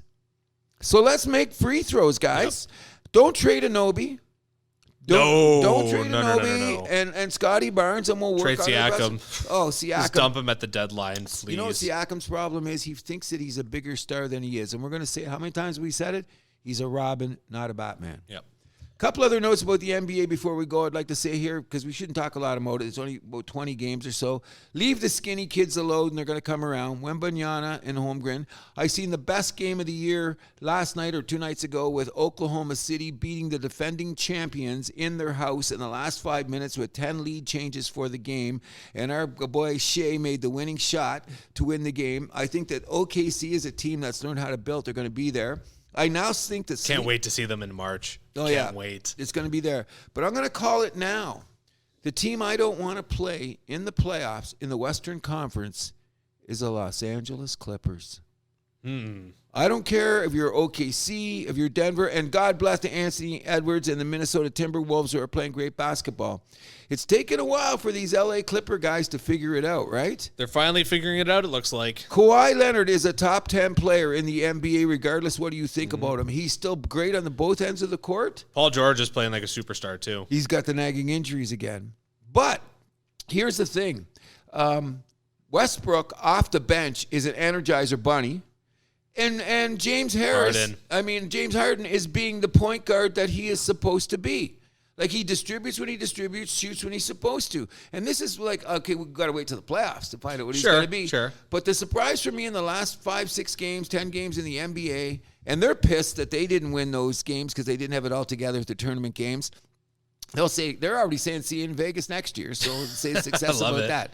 So my little call out before we talk about the NBA thing here, and there's a lot of people say, I've heard a couple of people, my friends and stuff, say, well, you know, you guys get to the NBA, you talk about the obvious stories, you don't do more. They've only played 20-some games. There's nothing really to talk about in the NBA except for the games that are happening at the night, and everybody's having those lines of 4 for 32, 8 for 25 on the three-pointers. You know what I mean? We're focused on other things right now, such as the NFL. Here we go. Can I say one thing? To all my Detroit Lion people out there, relax. Relax. I know I've said it on the air that we're pretenders, not contenders, and I'm going to live with that. But if anyone knows anything about the NFL, and I have to say this, bro, Denver was made to order for the situation we were in right now. Okay. They were the perfect team to come in there. And what did I tell you on our picks? You're going to win by 10. Yep. You're going to win by at least 10. This is the game. In the last 2 games before that, what was I saying? I'm not really sure. Kind of nervous about division games. But I was confident because, first of all, look at Denver. They won 3 or 4 games that they shouldn't have won. The other team blew it. Well, they also lost a couple games they shouldn't have lost. Denver is frauds. Okay. I'm going to tell you why. Did you see that nice little conversation between Sean Payton and Russell Wilson on national TV? No, I missed that. You didn't see the sideline one? Ooh, they're still talking about it. Oh, yeah. It was like daddy took son out to the woodshed. Oh, shit. Oh, yeah. It was ugly. It was ugly. I don't think anybody should talk to anybody like that on the sidelines, okay? But anyways, what was your take on how are we doing right now in the NFL in your eyes, bro? We're doing well. Let's get right to our power rankings. They'll give us a little bit of a framework to get started with. Yes, okay. So, funny enough, I was going to have Denver on my top 5, but what? Power rankings, they were hot. Denver who? The Broncos. You're seriously gonna put them on there? They were gonna be my number 5 until that ass beating. You're kidding me. I'm dead serious. Mrs. Moani, you check what your son has been doing while he's sleeping. Something's wrong with that pick. You can't be dead serious. They would be your number 5? They were gonna be my number 5, but and nothing good comes after but. My number 5 now has been changed from DEN to DET. Wow. Okay, I like that. I'll take that. My number 4 pick this week, the Dallas Cowboys. Okay, I'll let you keep going. It was a tough road game. Okay. Number 3, Philadelphia Eagles. Okay. Number 2, number 1 in the AFC, the Baltimore Ravens. And we know who your number 1 is.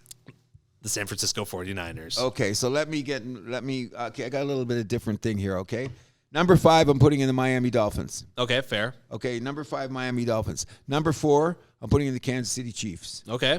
Number 3, I'm putting in the Philadelphia Eagles. Okay. Number 2 is the Ravens, and number 1 is San Francisco. That's my power ratings. Now, everyone's going to yell at me, what are you saying about the Detroit Lions? I don't want to be a complete homer. That was a game to be played. We got a couple games to go. Why did I put Dallas in the top 5? And when we had them there after they beat Philadelphia last week, Philadelphia is bagged with injuries.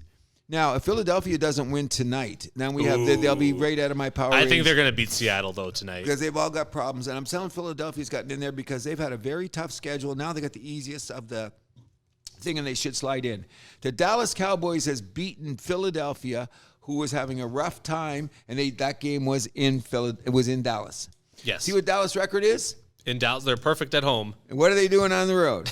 Not too good. Okay, here's another thing. They have not technically now, the only team they beat by a winning record is now the Philadelphia Eagles. They beat nobody with a winning record. Number 2, they can't stop the run. You know? Okay, so what has happened is, you see what happened yesterday?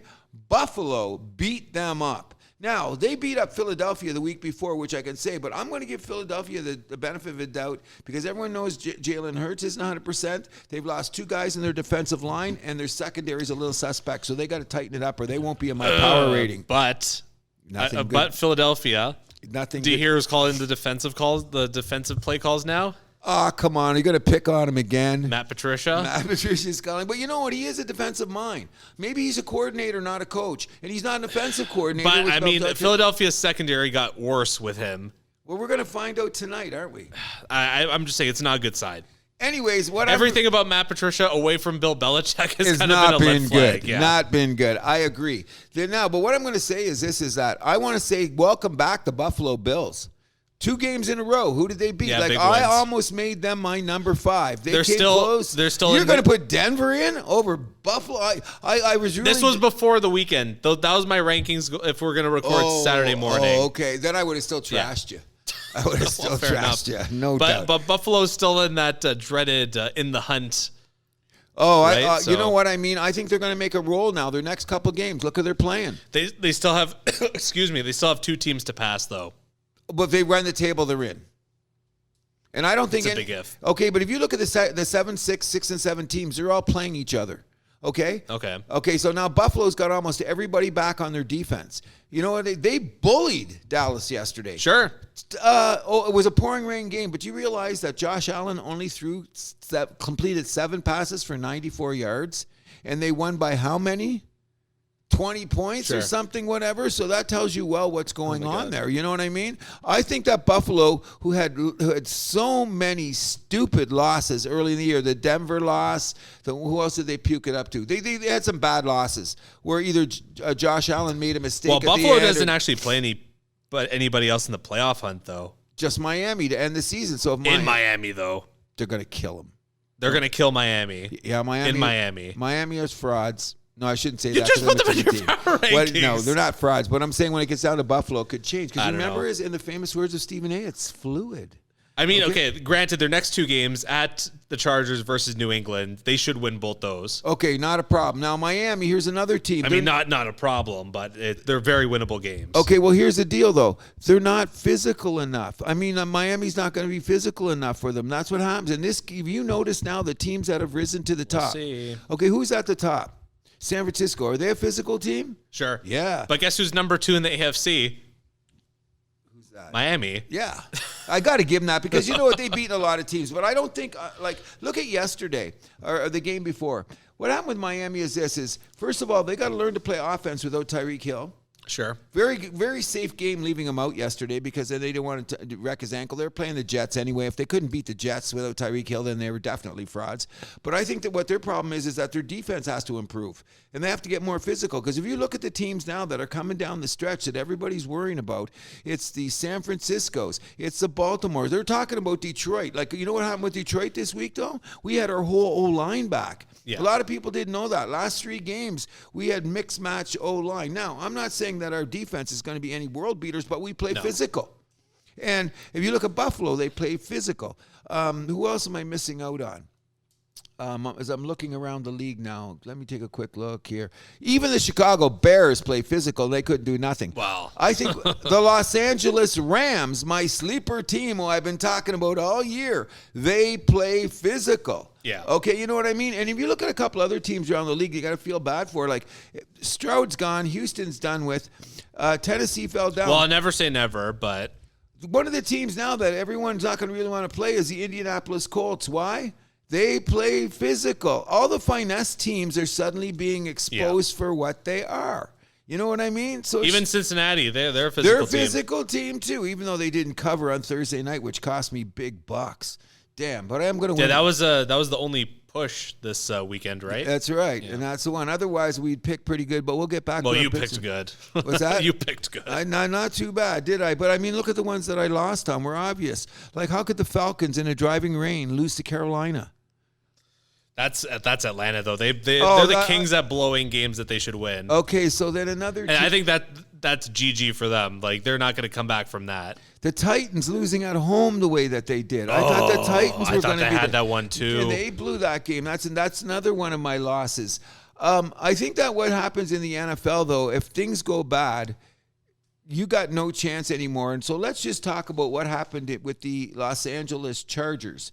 They've been running this coach out of town since he blew the game, that 23-point lead to Jacksonville last year in the playoffs. Everyone said he should have been fired then. So he's been Agreed. And I was right there with them. Okay, so he's like Yosemite Sam tying Bugs Bunny and pushing him down the plank with the knife. That was Staley.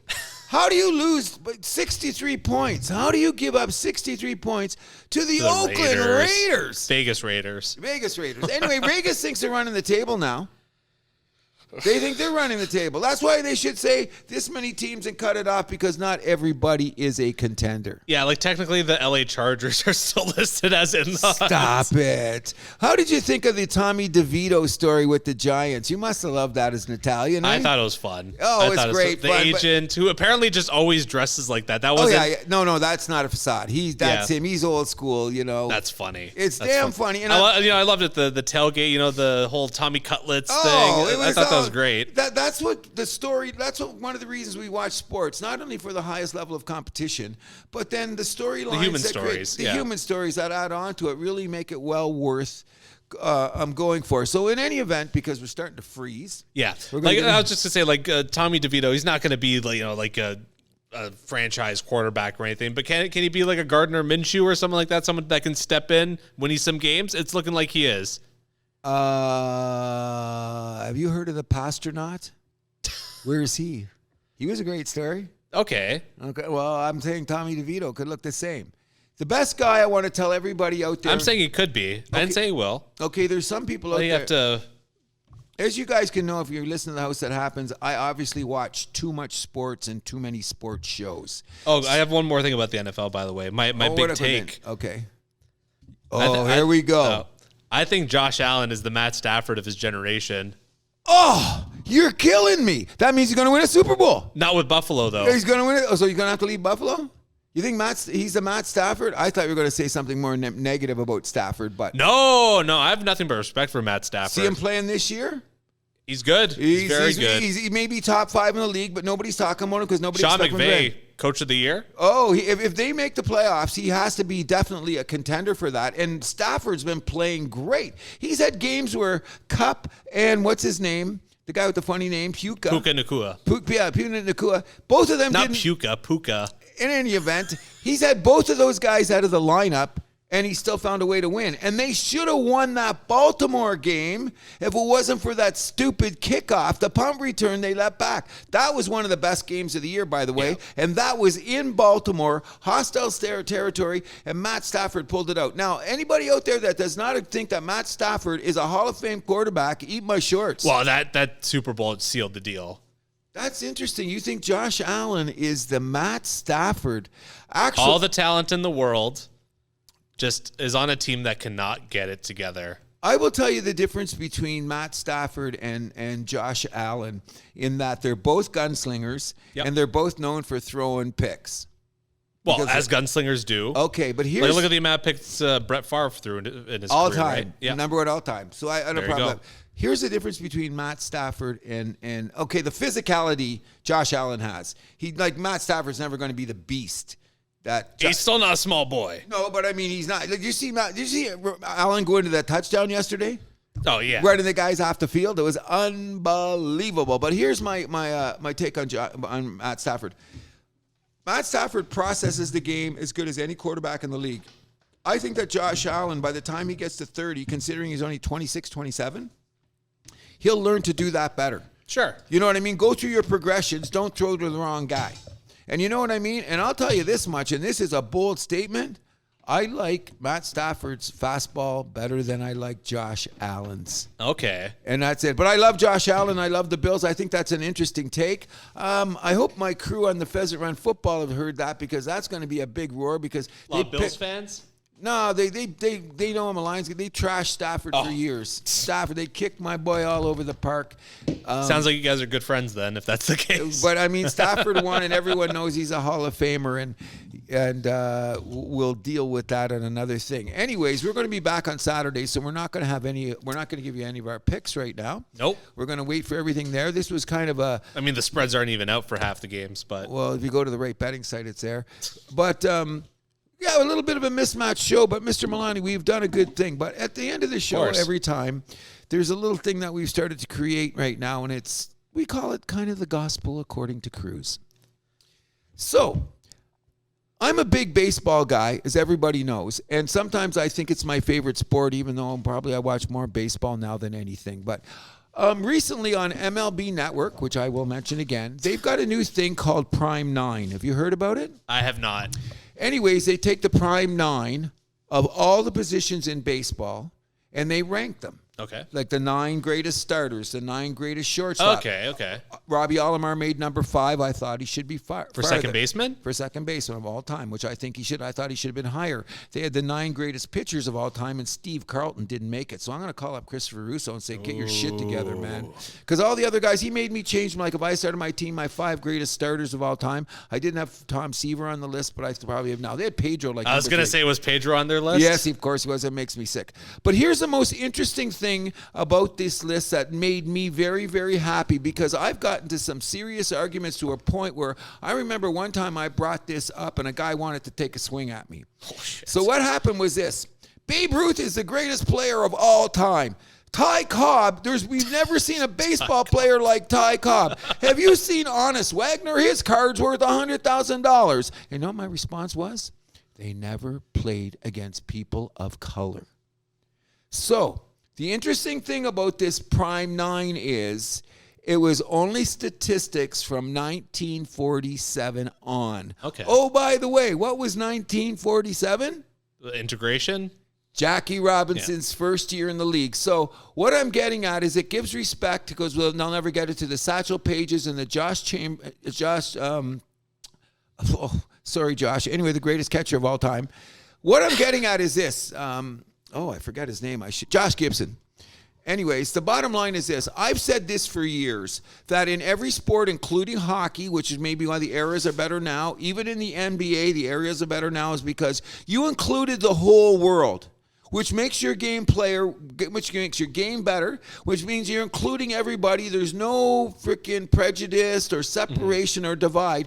Baseball had divide for years, and I've argued that you cannot talk about the greatest players of all time if they didn't play against some of the greatest players that never got to play in the major leagues. Yep. So I want to give a big shout out to Major League Baseball, MLB, for having a Prime 9 where they are recognizing something that I have said for years. Those old guys were great. Babe Ruth was probably the best player in the world in his position at that time, considering who was playing then.